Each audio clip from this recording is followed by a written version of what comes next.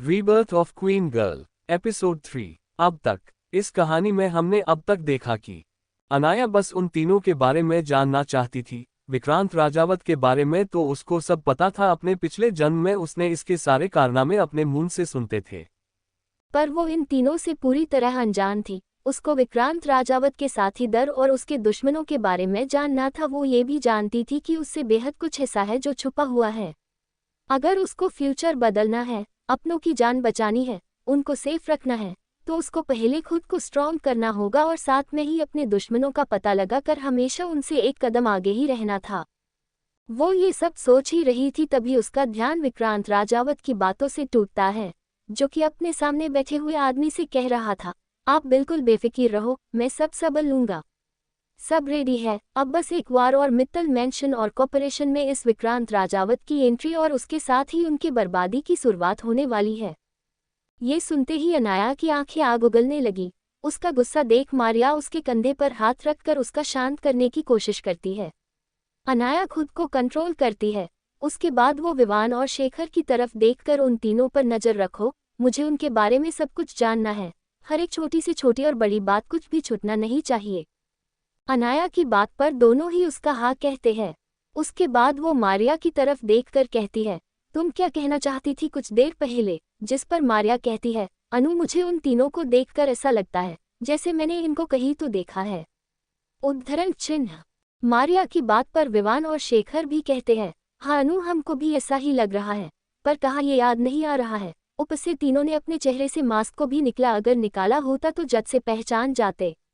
पर कोई बात नहीं, अब तुम्हारे ये गैजेट अपना काम करेंगे। उद्धरण चिन्ह। उसकी बात पर चारों के चेहरे पर स्माइल आ जाती है, क्योंकि उनको अनाया के गैजेट के बारे में बेहद अच्छे से पता था। इनके मदद से वो क्या क्या कर सकते हैं। विक्रांत राजावत और वो तीनों ही उस होटल से जा चुके थे। अनाया, शेखर, विवान और मारिया भी उनके जाते ही वहां से अपना सामान समेट के वहां से जा चले जाते हैं। X0 X0 X0 X0 X0 X0 X0 X0 X0 X0 X0 X।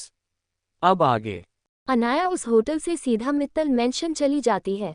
वो जैसे ही मित्तल मैंशन में कदम रखती है तो उसे हॉल में कोई लड़का बैठा हुआ दिखता है। उसी के आसपास अनाया की पूरी फैमिली बैठी थी। उसके डैड, बड़े पापा, दादू दादी, बड़ी मॉम सब उस लड़के को घेर कर बैठे थे। अनाया को उसका चेहरा साफ नहीं दिखाई दे रहा था, पर अपने परिवार के चेहरे की खुशी से उसे पता चला ये जरूर उनका कोई रिश्तेदार या डैड के दोस्त का बेटा होगा। वो ये सोच ही रही थी कि बड़े पापा की नज़र उस पर पड़ती है। वो अनाया को देख के उसको आवाज़ देके अपने पास बुलाती है।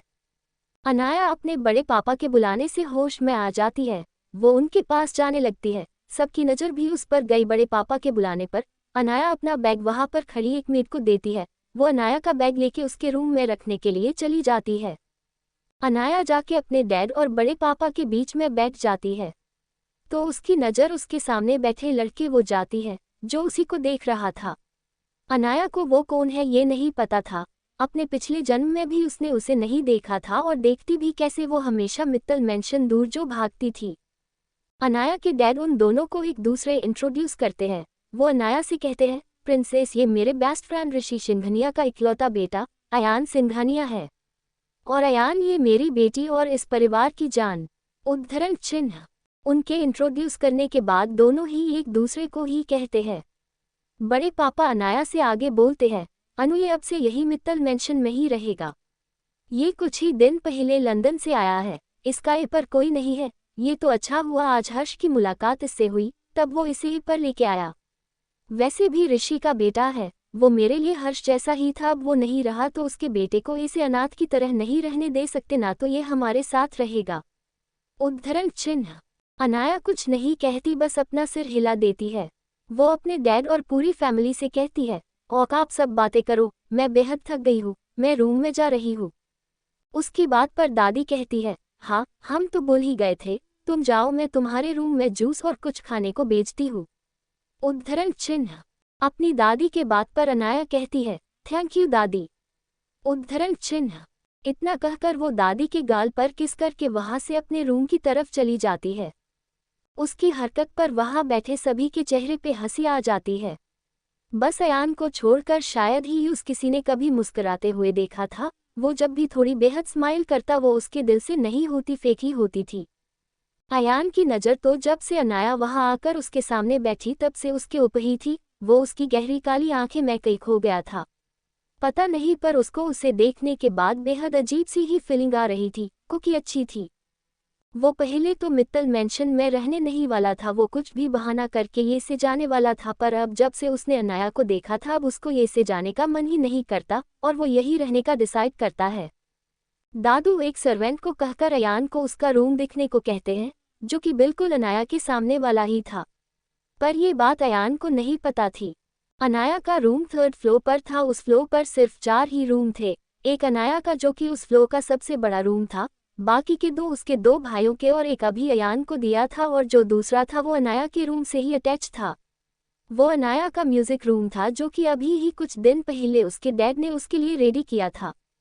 3rd फ्लोर पर किसी को भी जाने की परमिशन नहीं थी। वहां पर बस जो 2 सर्वेंट फिक्स थे वो ही जा सकते थे, बाकी कोई भी नहीं, फैमिली मेंबर को छोड़ के। मित्तल मेंशन 5 फ्लोर का था। 1st फ्लोर पर बड़ा सा hall, kitchen, dining area, 3 guest house थे।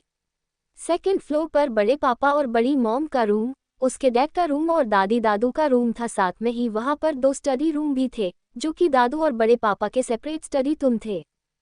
4th फ्लोर पर अनाया के डैड का छोटा सा ऑफिस एरिया और स्टडी रूम था, साथ में उसके ही दूसरे साइड उसके 3 भाइयों के लिए स्टडी रूम रेडी किया हुआ था। और 5th फ्लोर पर 2 रूम और बाकी का सारा एंटरटेनमेंट एरिया था, जिसमें मूवी थिएटर, जिम और छोटा सा स्पोर्ट्स एरिया था। मित्तल मेंशन में 5 लिफ्ट थी, जिसमें से एक सर्वेंट के लिए और बाकी की सारी फैमिली के लिए थी। अयान उस सर्वेंट के साथ 3rd फ्लोर पर उसके लिए बनाया हुए रूम में चला जाता है। वो जब रूम में एंटर करता है और उसको देखता है तो उसको रूम अच्छा लगता है, सब उसकी ही पसंद का था। Room grey and white theme में पेंट था।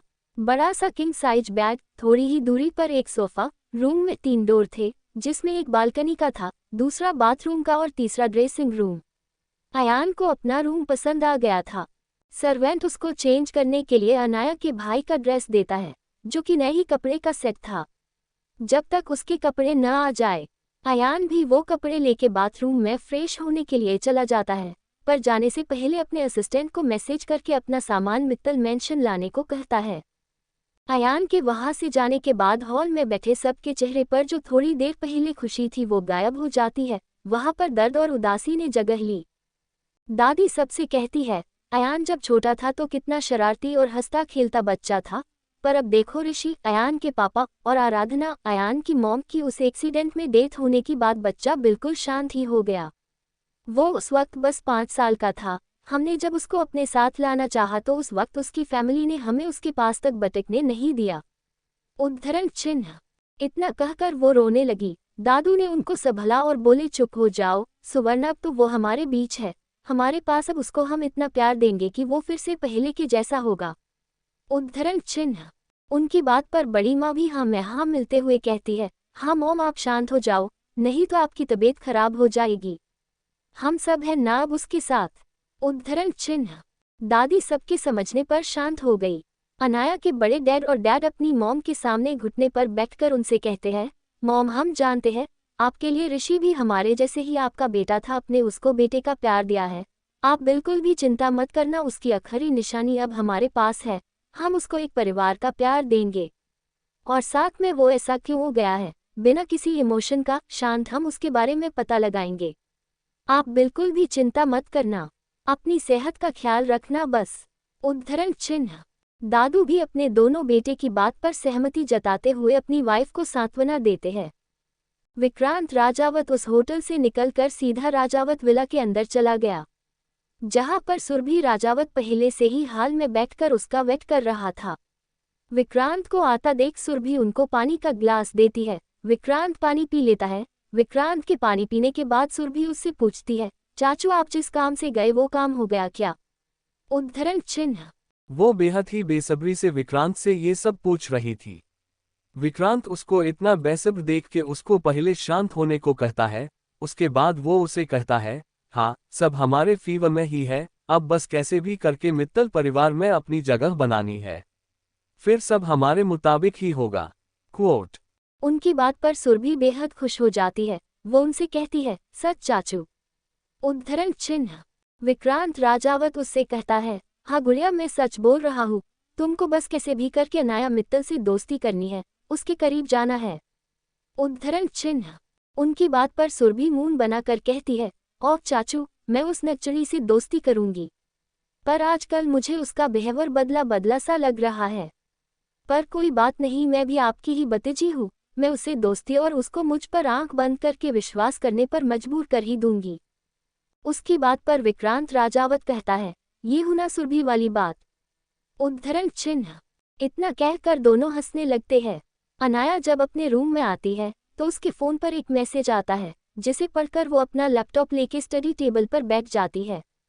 वो लैपटॉप पर कुछ करने लगती है। कब दिन का टाइम हो जाता है, इस बात का उसको ख्याल ही नहीं रहता। वो स्कूल के कपड़ों में ही लैपटॉप पर बैठकर अपना काम कर रही थी। जब उसके डोर पर नॉक होता है और नौकरानी लिली की आवाज़ आती है, मिस सब दिन का टाइम हो गया है। उद्धरण चिन्ह। तब जाके उसको होश आता है, कितने टाइम से वो लैपटॉप पकड़ कर बैठी है। वो लिली से कहती है, हाँ रही हूँ। उद्धरण चिन्ह। लिली वहाँ से चली जाती है। अनाया जल्दी से अपना लैपटॉप बंद करके वॉशरूम में फ्रेश होकर अपने कपड़े चेंज करके नीचे चली जाती है। अनाया ने ब्लैक कलर की जीन्स की शॉर्ट पहनी थी और उसके ऊपर बेबी पिंक कलर का दिलाशाती शर्ट जिसमें पांडा बना हुआ था। उसने वो बेहद ही क्यूट दिख रही थी। वो अपने ही धुन में सीढ़ियों से नीचे उतर रही थी। उसने ध्यान ही नहीं दिया नीचे सीढ़ियों पर, जिसके चलते उसने एक सीढ़ी मिस कर दी, जिस वजह से वो गिरने ही वाली थी कि किसी ने उसको अपनी बाहों में थम लिया। अनाया ने गिरने की डर से अपनी आंखें बंद कर ली थी, पर जब उसको यह एहसास हुआ वो गिरी नहीं तो उसने अपनी आंखें खोली तो उसके सामने नीली आंखें दिखाई दी जो कि उसको ही प्यार से देख रही थी, पर ये बस कुछ सेकंड के लिए ही। जैसे ही अयान ने अनाया को आंखें खोलते देखा वैसे उसने अपने चेहरे के एक्सप्रेशन बदल दिए, जिस अनाया कंफ्यूजन में पड़ गई। अयान जिसने अनाया को गिरने से बचाया था वो उसे ठीक से खड़ा कर वहां से नीचे चला जाता है। सब इस वक्त डाइनिंग टेबल पर थे तो किसी का भी ध्यान उन दोनों की तरफ नहीं चला गया। अनाया ने जब अयान को जाते देखा तो वो भी होश में आके उसके पीछे पीछे डाइनिंग टेबल पर आकर अपने दादू के पास बैठ गई। उसके एक साइड उसके दादी और दूसरे साइड उसके पापा थे। वही आज डाइनिंग टेबल पर अयान के लिए एक और चेयर लगी हुई थी। उन दोनों के आते ही सर्वेंट सबको खाना सर्व करते हैं और सब शांति से अपना अपना खाना खाने लगते हैं। तभी वह शांति को बंद करती हुई अनाया के फ़ोन की आवाज़ आती है, जिससे सबका ध्यान उसकी तरफ जाता है। तो अनाया एक नज़र अपनी फैमिली को देखती है और फिर पाने मोबाइल पर शो हो रहे नाम को वो फ़ोन कट कर देती है, पर फिर से अगले सेकंड उसको उसी नंबर से कॉल आता है। तो उसके पास बैठे दादू उसको कॉल रिसीव करने को कहते हैं। जैसे ही वो कॉल रिसीव करती है, दूसरी तरफ से रावी की गुस्से भरी आवाज़ आती है, जो कि उससे कह रही है, अनु की बच्ची कहाँ पर है, तुमने मेरा कॉल क्यों नहीं उठाया, कितनी बार कॉल किया मैंने तुझे, और मैडम बोल भी गई कि तू आज शाम को मुझसे मिलने वाली थी, मैं कब से तेरे फ़ोन का वेट कर रही थी। जब मैंने कॉल किया तो मैडम ने उठाया नहीं। तुमको पता है ना, सिंगिंग कंपटीशन में बस 20 ही दिन रह गए हैं, तुम्हें प्रैक्टिस भी करनी है। अभी तक तो तुमने सॉन्ग भी सेलेक्ट नहीं किया होगा, कैसे होगा सब, तुम कल स्कूल आयो तब तुमको बताती हूँ। अब कुछ बोल क्या नहीं रही हो, कब से मैं ही बोल रही हूँ। उद्धरण चिन्ह। रावी की बात पर अनाया ने अपना सरनामे हिला दिया और उससे कहती है, तुम मुझे बोलने दोगी तब मैं बोलूंगी ना, कब से तू ही बोल रही है। उद्धरण चिन्ह। रावी कहती है, ओक ओक, अब बोल ना, अब क्यों नहीं बोल रही है। उद्धरण चिन्ह। इस पर अनाया रावी से कहती है, चुप, एकदम चुप, अब मुंह से आवाज भी आए ना तो देख लेना कैसे मुंह चलाए जा रही है। उद्धरण चिन्ह। अनाया फिर सॉफ्ट टोन में उससे कहती है, आज के लिए सॉरी, मैं भूल गई थी, हम कल पक्का इस पर बात करेंगे। और अब तू डिनर करके सो जा, कल हम बात करेंगे। उद्धरण चिन्ह। जिस पर रावी कहती है, ठीक है बाय। उद्धरण चिन्ह। अनाया भी उसको बाय कहकर कॉल कट कर देती है। तभी उसकी नज़र अपनी फैमिली पर जाती है, को अपना खाना छोड़कर उसकी तरफ ही देख रहे थे।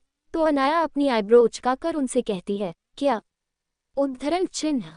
जिस पर दादी कहती है, ये कौन थी और कौन सी कंपटीशन के बारे में बात कर रही थी। उद्धरण चिन्ह। जिस पर अनाया कहती है, दादी वो रावी थी मेरी फ्रेंड, वो सिंगिंग कंपटीशन की बात कर रही थी, जो कि 20 दिन बाद हमारे स्कूल में होने वाला है। उद्धरण चिन्ह। दादू अनाया से कहते हैं, बेटा आपकी उस फ्रेंड को कभी घर पर लेके आओ, हम भी मिल लेंगे। उद्धरण चिन्ह। अनाया कहती है, ठीक है दादू। उद्धरण चिन्ह। सब बेहद खुश थे कि उनकी प्रिंसेस की कोई दोस्त भी थी, क्योंकि सब जानते थे अनाया को किसी से भी ज्यादा घुलना मिलना पसंद नहीं था। और अभी उन लोगों ने रावी की बातें सुनी तो उनको इतना तो पता चला वो उनकी प्रिंसेस के बेहद करीब थी। तो सब उससे मिलना चाहते थे। उनको जानना था वो कैसी है। वो भी कायरा की तरह तो नहीं है ना। अगर कायरा की तरह होगी तो वो उससे अपनी प्रिंसेस को दूर ही रखेंगे। क्योंकि इतने सालों बाद उनको उनकी प्रिंसेस मिली थी, वो लोग उसको फिर से खो नहीं सकते थे। सभी अपने अपने मन में कुछ सोचते हुए डिनर कर रहे थे। अयान तो अपनी अनाया को ही निहार रहा था, किसी को भी पता चले बिना। उसने जब रावी की बात सुनी तो वो भी एक बार उसको मिलना चाहता था, देखना चाहता था कि वो अच्छी है या नहीं। अगर उसके कुछ बुरे इंटेंशन होंगे तो वो उसको अनाया से दूर करने वाला था। सब अपने अपने सोच में डिनर करते हैं, पर किसी का भी अनाया के सिंगिंग कंपटीशन पर ध्यान नहीं दिया। सबको तो बस अनाया के फ्रेंड से मिलना था, उसके बारे में जानना था। सब अपना पाना डिनर करके थोड़ी देर गार्डन में बैठकर बातें करते हैं। अयान भी उनके साथ ही बैठा था। उसको भी आज पता नहीं पर क्यों उनके पास बैठने का मन कर रहा था। नहीं तो वो हमेशा सबसे दूर ही रहता था, अकेला अपने कमरे में अपने कंप्यूटर के साथ। पर आज उसको खुद को पता नहीं था आज वो क्यों उन सबके पास बैठा। अयान को इस बात का तो एहसास हो गया था कि वो अनाया को पसंद करता था या उसको उससे पहली नज़र का प्यार हो गया था। शायद इसलिए ही उसको उसके साथ टाइम बिताना था, इसलिए वो ये पर बैठा था। वो बस उसको देखना चाहता था। उसके चेहरे पर की मुस्कान को देखने भर से ही उसको सुकून मिल रहा था। अगले सुबह अनाया जल्दी से रेडी होकर अपने फैमिली के साथ ब्रेकफास्ट करके स्कूल के लिए निकलती है। उसी वक्त अयान भी बाहर जाने को निकलता है, तो अनाया के डैड अयान को उसके स्कूल छोड़ने को कहते हैं, अगर अयान को कोई प्रॉब्लम न हो तो।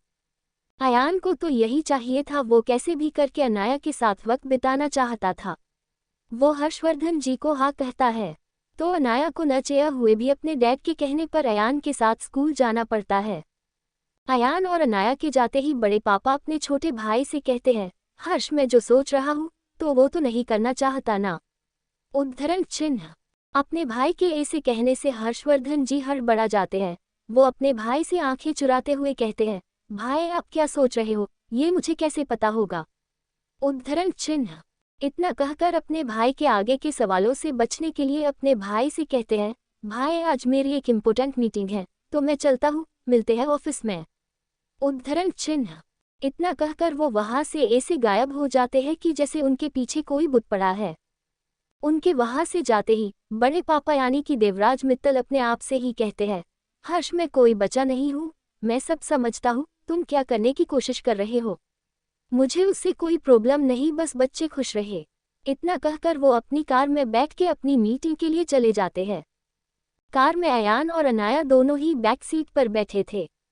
अयान अपने मोबाइल में मेल चेक कर रहा था, पर वो अपनी चोर नज़रों से अनाया को भी देख रहा था। अनाया को पता चले बगैर वो अनाया को ऐसे दिखा रहा था कि वो अपने फ़ोन में बिजी है, पर उसका सारा ध्यान अनाया की हरकतों पर ही था। अनाया घर की विंडो से बाहर का नज़ारा देख रही थी। तभी उसके फ़ोन पर किसी का मैसेज आता है, तो वो उसे देखती है। उस मैसेज को पढ़ने के बाद वो कुछ लिखकर उसका रिप्लाई देकर अपना फ़ोन साइलेंट करके अपने बैग में रख देती है। तभी उसकी नज़र अयान पर जाती है, जो उसी की तरफ देखता है, तो अनाया उसे अपनी तरफ देखता देखकर कहती है, क्या। उद्धरण चिन्ह। जिस पर अयान उससे कहते हैं, तुम तो स्कूल जाती हो ना, तो मोबाइल अलाउड है क्या स्कूल में। उद्धरण चिन्ह। पहले ही मैसेज पढ़कर अनाया का मूड ऑफ था और ऐसे अयान के उससे सवाल करने पर उसकी गुस्सा आ जाता है। वो कहती है, तुमसे मतलब तुमको क्या करना है जान के, अपने काम से काम रखो। उद्धरण चिन्ह। अयान तो बस उससे पूछ रहा था, पर वो ऐसे उस पर भड़क गई थी। अयान से आज तक किसी ने ऐसी बड़ी ही बात तो क्या उसके सामने ऊंची आवाज भी नहीं निकली थी, और अभी अनाया ने उससे ऐसी बड़ी ही बात की थी, जिसे सुनते ही ड्राइवर के चेहरे पर घबराहट के चलते पसीने आ जाते हैं।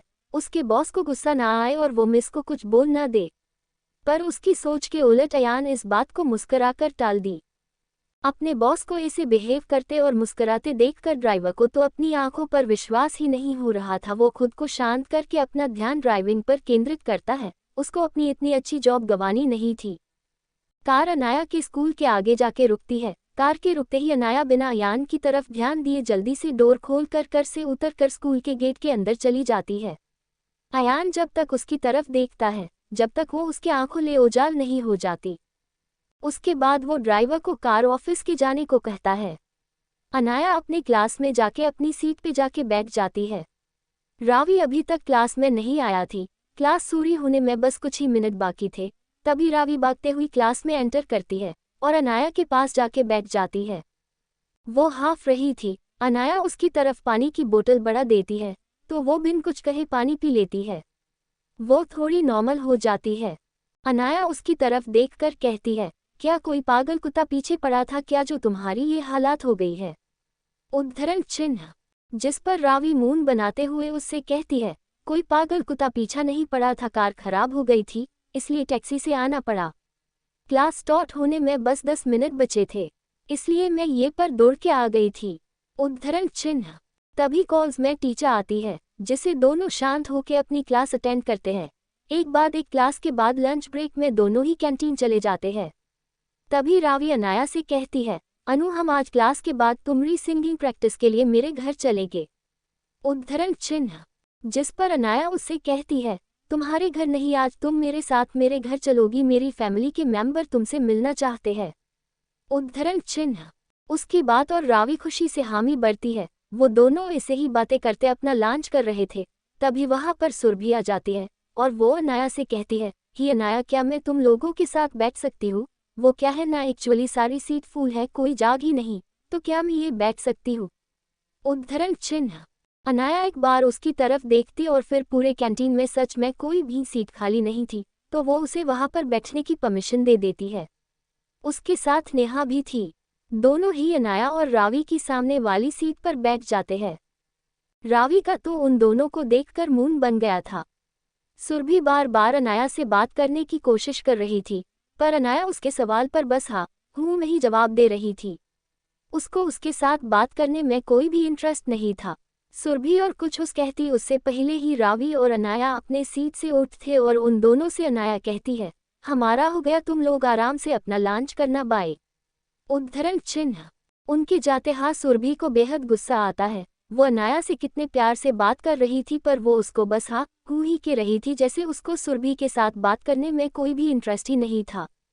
सुरभि को अनाया पर बेहद गुस्सा आ रहा था। वो अपने गुस्से को कंट्रोल करके खुद से ही कहती है, वो जितना एटीट्यूड दिखाना है दिखा दो, मैं इन सब का बदला सुध समेत कर तुमसे लूंगी, अनाया देख लेना।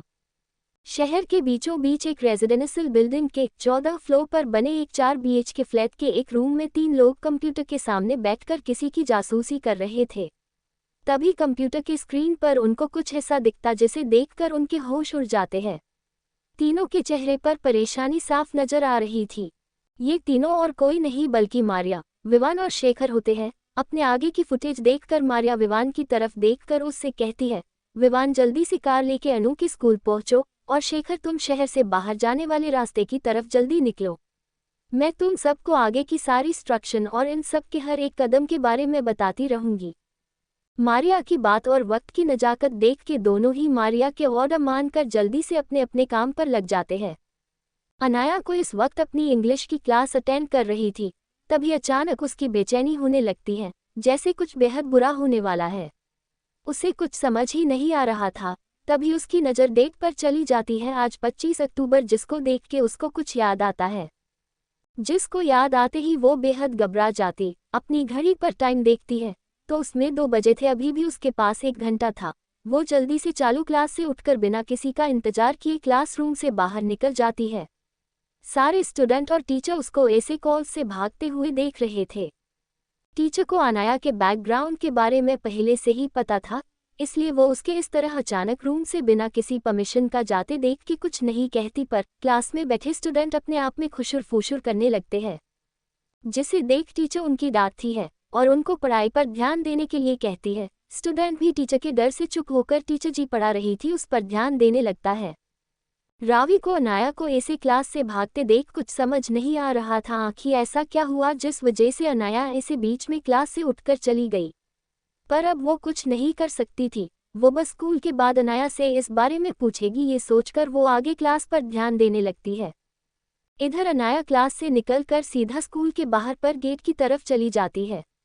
गेट पर पहुंचने पर वो जैसे ही कोई टैक्सी रोकने वाली थी तभी उसके सामने एक जानी पहचानी कार आकर खड़ी हो जाती है, जिसे देख अनाया जल्दी से उस कार का बैकडोर खोल उसमें बैठ जाती है। अनाया की कार में बैठते ही वो कार वहां से हवा को चीरते हुई निकल जाती है। अनाया कार में बैठ के कर चला रहे विवान से कहती है, विवान कार शहर के बाहर के हाईवे की तरफ ले चलो। अनाया जैसे कहती विवान वैसे ही करता है, पर उसको ये बात अजीब लगती है, या यूं कहीं खटक जाती है।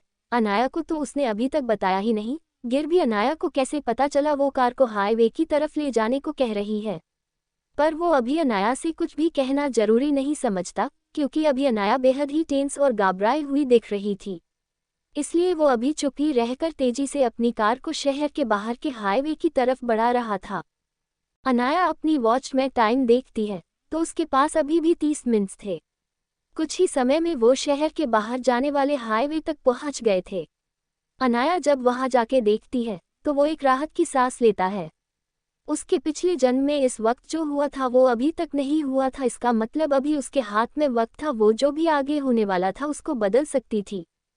अनाया विवान को कार सामने के ब्रिज के थोड़े पीछे ही रोकने को कहती है।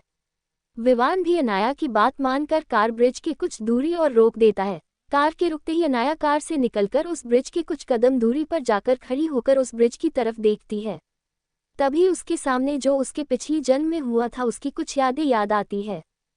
उसकी पिछली लाइफ में विक्रांत राजावत ने मित्तल ग्रुप और मित्तल फैमिली में अपनी जगह बनाने के लिए एक बेहद बड़ा षड्यंत्र रचा था। आज अनाया के डैड अपने कुछ इम्पोर्टेंट क्लाइंट के साथ इस ब्रिज से होते हुए शहर के बाहर उनके न्यू प्रोजेक्ट की जमीन देखने जा रहे थे। इस बात का पता विक्रांत राजावत को पता चल चुका था। वो जानता था ये डील मित्तल ग्रुप के लिए कितनी जरूरी थी, और अगर ये डील फाइनल हुई तो मित्तल ग्रुप टॉप 10 पोजीशन से टॉप 5 में पहुंच सकता है।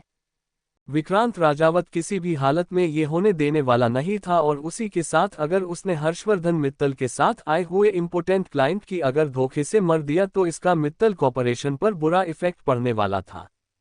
ये सारी बातें सोचकर विक्रांत राजावत ने शहर के बाहर जाने वाले रास्ते के बीच के पुल पर बॉम्ब फिट किया था। जैसे ही मित्तल ग्रुप की कार यहां से जाएंगी वैसे ही बॉम्ब स्पॉट होने वाला था, और पुल के साथ वो कार ब्रिज के नीचे की गहरी नदी में जाने वाली थी, जिसमें गिरने पर किसका भी बचना मुश्किल था। विक्रांत राजावत का ये प्लान पिछली जन्म में सफल हो गया था। अनाया के डैड और उनके साथ आए फॉरेन क्लाइंट की कार जैसे ही इस ब्रिज के बीचों बीच आ गई वैसे ही ये ब्रिज ब्लास्ट किया गया, जिससे इस ब्रिज में जो भी मित्तल ग्रुप की कार थी और साथ में बाकी के लोगों की सारी ब्रिज में ब्लास्ट होते ही ब्रिज के साथ नदी में गिर गई।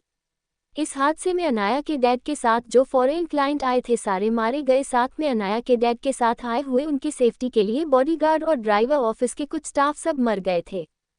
अनाया को डैड को इस वक्त विक्रांत राजावत ने बचा लिया था, पर उनकी कंडीशन बेहद खराब थी। अनाया के डैड 1 साल तक हॉस्पिटल में थे। उनके पैर में इंजरी हो गई थी, जिसके चलते उनकी 4 ऑपरेशन करने पड़े। उसके बाद कहीं वो अपने पैरों पर खड़े हो पाए, पर वो ज़्यादा देर तक अपने पैरों पर खड़े या चल नहीं सकते थे। इस दौरान अनाया के डैड को बचाने वजह से विक्रांत को मित्तल फैमिली में जगह मिल गई थी। सब उसको बेहद मानते थे। उसका एक बड़ा यहसन मित्तल खानदान पर था। उसके वेजेस हर्षवर्धन मित्तल जिंदा था, पर इस 1 ईयर में मित्तल ग्रुप को बेहद नुकसान सहना पड़ा। उनके क्लाइंट का उनके ऊपर से विश्वास उड़ गया, शेयर में काफी गिरावट आई। देवराज मित्तल को ये सब अकेले संभलना मुश्किल हो रहा था। वो ज्यादा कंपनी में ध्यान नहीं देते थे, सब हर्षवर्धन मित्तल ही संभालते थे। पर अब जब वो हॉस्पिटल में है तो उनको बेहद सारी दिक्कतें आ रही थी। अनाया के दोनों भाई उनकी मदद कर रहे थे, पर विक्रांत बाहर से मुश्किलें बढ़ा रहा था। इसी में विक्रांत ने मित्तल ग्रुप में एंट्री की थी मसीहा बनकर। जब उनको कोई मदद नहीं कर रहा था तब विक्रांत राजावत मसीहा बनकर आया था। इसी के चलते वो मित्तल परिवार का विश्वास पात्र हो गया था। अनाया ने पिछले जन्म में इन सब में ज्यादा ध्यान नहीं दिया था, पर उसको अपने डैड की इस एक्सीडेंट के बारे में पता लगा था। तब उसने इस बारे में पता लगाने की कोशिश की, तब उसके हाथ में कुछ नहीं आया था। पर पिछले जन्म में विक्रांत राजावत ने खुद अपने मुंह से सब अनाया के सामने सच उगल दिया था, तो अनाया इस बारे में सब जानती थी। इसलिए अभी जब स्कूल में उसको बेचैनी महसूस हुई तो उसको कुछ गलत होने का अंदेशा लग गया था, उसके पिछले जन्म में भी उसके साथ ऐसा ही हुआ था, पर उसने उस वक्त इसको नज़रअंदाज कर दिया था। पर उसको बाद में अपने डैड के साथ हुए हादसे के बारे में पता चला, तब अपनी बेचैनी का खरा कारण पता चला। इस बार जब फिर से उसके साथ वही सब हुआ, तब उसकी नज़र डेट पर पड़ गई। तब उसको सब पता चला गया और वो घबरा कर जल्दी से क्लास से निकलने पर आ गई थी। वो ये सब सोच ही रही थी, तभी विवान की आवाज़ से वो होश में आ जाती है। वो विवान की बातों को इग्नोर कर उससे कहती है, विवान, इस ब्रिज पर बॉम्ब फिट किया गया है, जल्दी से बॉम्ब डिटेक्ट करने वाले स्क्वाड को इन्फॉर्म करो और साथ में पुलिस को भी, और ये ब्रिज अभी दोनों तरफ से खाली करना होगा। जल्दी से अपने आदमियों को कांटेक्ट करो और जल्द से जल्द डिपार्टमेंट को इस बारे में इन्फॉर्म करो। उसने इतना ही कहा था कि उसे पाने सामने से अपने डैड की कारों का काफिला इसी ओर आता हुआ देखा। अनाया अपने डैड के कारों का काफिला ब्रिज की तरफ बढ़ता देखती है तो उसकी धड़कनें बढ़ने लगती है। डैड की कार कुछ ही पल में ब्रिज पर पावन वाली थी। अनाया खुद को शांत करके जल्दी से बिना किसी बात की परवाह करके रास्ते के बीचों बीच जाके खड़ी हो जाती है और अपने दोनों हाथों को ऊपर उठकर क्रॉस करती और गाड़ी रोकने का इशारा करती है। ड्राइवर अचानक अपने सामने किसी लड़की का बीच में खड़े होने और गाड़ी रोकने के इशारा करने पर बड़ी मुश्किल से अपनी गाड़ी को स्पीड कम करके पानी कार रोक देता है। कार ठीक अनाया के आगे आके रुकती है। कार और अनाया के बीच बस एक कदम की दूरी थी। अगर थोड़ी भी देर हो गति होती तो अनाया को बेहद बड़ा एक्सीडेंट हो जाता। आगे की कार रुकते ही पीछे वाली सभी कार भी उसके पीछे ही रुक जाती है। कार में बैठे हर्षवर्धन जी को ऐसे अचानक कार के बीच में ही रुक जाने से कुछ भी समझ नहीं आता। कार को ऐसे बीच सड़क ने क्यों रोका गया, वो इस बारे में अपने ड्राइवर से पूछते हैं तो ड्राइवर कहता है, सिर कोई लड़की बीच में आकर खड़ी हो गई थी इसलिए। ड्राइवर ने इतना ही कहा था कि हर्षवर्धन के कानों में जानी पहचानी आवाज पड़ी, जिसे सुनते ही वो खुद से ही कहते हैं, ये तो प्रिंसेस की आवाज है, पर वो तो इस वक्त स्कूल में होगी है, पर कैसे। वो यही सोच रहे थे कि फिर से उनके कानों में अनाया की आवाज आती है, जो कि हर्षवर्धन जी के बॉडीगार्ड के साथ झगड़ा कर रही थी। आज हर्षवर्धन अपने साथ जो भी सिक्योरिटी टीम लेके आई थी, वो सारे गार्ड नए थे। इन्होंने कुछ ही दिनों पहले ड्यूटी ज्वाइन की थी, इसलिए ये अनाया को पहचान नहीं पाए। और वैसे भी अनाया ज्यादा देर पब्लिक और मीडिया के सामने नहीं आती थी, आती तो भी वो अपनी मित्तल खानदान की बेटी की पहचान हमेशा छुपाकर रखती थी। हर्षवर्धन जी अनाया की आवाज़ सुनकर जल्दी से कार से निकलकर आवाज़ की तरफ बढ़ते हैं तो उनको वहां पर अनाया उनके बॉडीगार्ड से कुछ बातें करते हुए दिखती है। अनाया को देखकर हर्षवर्धन जी जल्दी से उसके पास जाकर कहते हैं, अनु, तुम ये पर क्या कर रही हो। उद्धरण चिन्ह। अपने डैड को देखकर अनाया जल्दी से उनके पास जाके कहती है, डैड, ब्रिज पर बॉम्ब फिट किया है, आप सब जल्दी से ही से निकली, किसी भी वक्त पर ब्रिज ब्लास्ट हो सकता है। उद्धरण चिन्ह। अनाया की बात कार से अभी बाहर आए हुए उनके फॉरेन क्लाइंट भी सुन लो थी। वो इस बारे में हर्षवर्धन जी से कहते हैं, मिस्टर हर्षवर्धन मित्तल, ये लड़की क्या कह रही है, क्या सच में ब्रिज पर बॉम्ब फिक्स किया है। उद्धरण चिन्ह। उनकी बात सुनकर हर्षवर्धन जी जो सवाल अभी अपनी बेटी से पूछने वाले थे वो न पूछकर अपने क्लाइंट के पास जाके उनको कुछ कहने ही वाले थे कि तभी वहां पर बॉम्ब ब्लास्ट की तेज आवाज हुई और देखते ही देखते उनके सामने वो 700 मीटर लंबा ब्रिज नीचे गिर गया। उन सब की आंखें डर के मारे बड़ी बड़ी हो गई। ये तो अच्छा हुआ अनाया और विवान ने मिले पहले ही दोनों तरफ की कार को पहले से ब्रिज से थोड़ी दूरी पर ही रोका था, नहीं तो अभी बेहद बड़ा हादसा हो जाता। तभी वहां पर शेखर अपने साथ पुलिस को लेके आ गया। उसके साथ डॉक्टर्स और एम्बुलेंस भी थी, पर बागवान के और अनाया और विवान के कार को ब्रिज की कुछ दूरी पर जी रोकने के कारण कोई भी जीवित हानि नहीं हुई। शेखर सीधा अनाया के पास आ गया, वो ठीक तो है ना, ये देखने के लिए। शेखर को अपनी तरफ आता देखकर अनाया उसको कुछ समझती, जिसे सुन के शेखर जल्दी से वहां से चला जाता है। अनाया जल्दी से अपने डैड और उनके साथ आए फॉरेन क्लाइंट को कार में बैठने को कहती है। उनका इस तरह सड़क पर ऐसे खड़ा होना ठीक नहीं था, क्योंकि खतरा अभी तक टला नहीं था। वो अच्छी तरह से जानती थी विक्रांत राजावत के पास अब तक ये खबर पहुंच गई होगी कि उसका प्लान फेल हो गया और अब इस वक्त बेहद ही गुस्से में लग रहा होगा और उसने अपनी दूसरी चाल भी चल दी होगी। क्योंकि वो इतना तो विक्रांत को जानती थी, उसने जरूर प्लान बी भी सोचा होगा और अब तक वो प्लान बी पर काम करने पर लग भी गया होगा। इसलिए वो अब कोई भी गलती नहीं करना चाहती। उसके पिछले जन्म में तो विक्रांत राजावत को प्लान बी की कोई जरूरत नहीं पड़ी थी, पर उस बार उसका प्लान ए फेल हो गया था, तो अब उसने अपने प्लान बी पर काम करना स्टार्ट कर दिया होगा। अनाया ने बिल्कुल सही समझा था। विक्रांत राजावत को जब अपने प्लान ए के फेल होने की खबर मिली तो उसने अपने गुस्से को कंट्रोल कर प्लान बी स्टार्ट कर दिया था। विक्रांत जो अभी शहर के बाहर जाने वाले रास्ते से कुछ ही किलोमीटर की दूरी पर था, वो गुस्से से कहता है, हर्षवर्धन मित्तल तुम्हारी किस्मत तो बेहद अच्छी है, जो मेरे इस एक वार से तो बच गए, पर अब मेरे दूसरे वार से कैसे बचाएंगे खुद को, क्योंकि पहले में तो मैं तुमको बचाने वाला था पर इस बार नहीं, अब मुझे तुम्हारी मौत देखनी है। इतना कहकर वो अपने पास खड़े असिस्टेंट को कुछ कहता है और अपनी कार ब्लास्ट वाले ब्रिज की तरफ बढ़ा देता है। अनाया अपने डैड को कार में बैठ के जल्दी से ड्राइवर को वहां से घर की तरफ चलने को कहती है। कोई कुछ नहीं कहता क्योंकि उनके सामने की हादसे सब डर हुए थे। अनाया के डैड उसको भी कार में बैठने को कहते हैं, तो अनाया अपने डैड की बात कार वो भी कार में बैठ जाती और वो सारी कर मित्तल मेंशन की तरफ निकल पड़ती है। अनाया कार ने बैठ अपने मोबाइल में कुछ टाइप कर विवान और शेखर को सेंड करती है। उनकी कार वहां से कुछ ही दूरी पर जाने के बाद अनवर अचानक हमला हो जाता है। सारी कार बुलेट प्रूफ होने से किसी को कुछ नहीं होता, पर अगर वो ज्यादा देर तक ऐसे ही रहेंगे तो किसका भी बचना नामुमकिन था। मित्तल ग्रुप के करों पर दूसरी तरफ से हमला किया जा रहा था, दूसरी तरफ से लगातार फायरिंग हो रही थी। कार के अंदर के सब घबरा गए थे, किसी को अब क्या करे कुछ समझ ही नहीं आ रहा था। अगर थोड़ी देर लगाए ऐसे ही उनकी कार पर फायरिंग होती रही तो थोड़ी देर बुलेट कार के अंदर आ जाती। बॉडीगार्ड की कार हर्षवर्धन और फॉरेन क्लाइंट की कार को प्रोटेक्ट कर रही थी, पर वे बेहद कम थे और बाहर से जिस तरह से गोलियां चल रही थी उस हिसाब से बाहर बेहद ज्यादा लोग थे। अनाया अपने फोन से किसी को कुछ मैसेज सेंड करती है। उसके मैसेज करने से 2 सेकंड बाद ही आसमान में 5 चोपर नजर आते हैं। उसी के साथ मित्तल ग्रुप की कार को बेहद सारी ब्लैक कार घेर लेते हैं और जहां से गोलियां चली जा रही थी उस तरफ फायर करने लगते हैं। कुछ ही समय बाद आसमान से भी फायर होने लगता है, जिससे दुश्मन धीरे धीरे कम हो रहे थे। ये सब इतना जल्दी हुआ कि कार में बैठे किसी को भी कुछ पता नहीं चला कि बाहर आखिर क्या हो रहा है।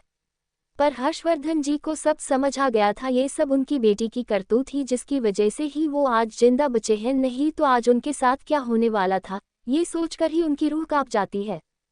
मित्तल ग्रुप की करों को उस जगह से सेफली निकाला गया। उनको कड़ी सिक्योरिटी के साथ मित्तल मेंशन तक पहुंचाकर ही उनको घेरे हुई ब्लैक कार और आसमान में चल रहे चोपर वहां से चले गए।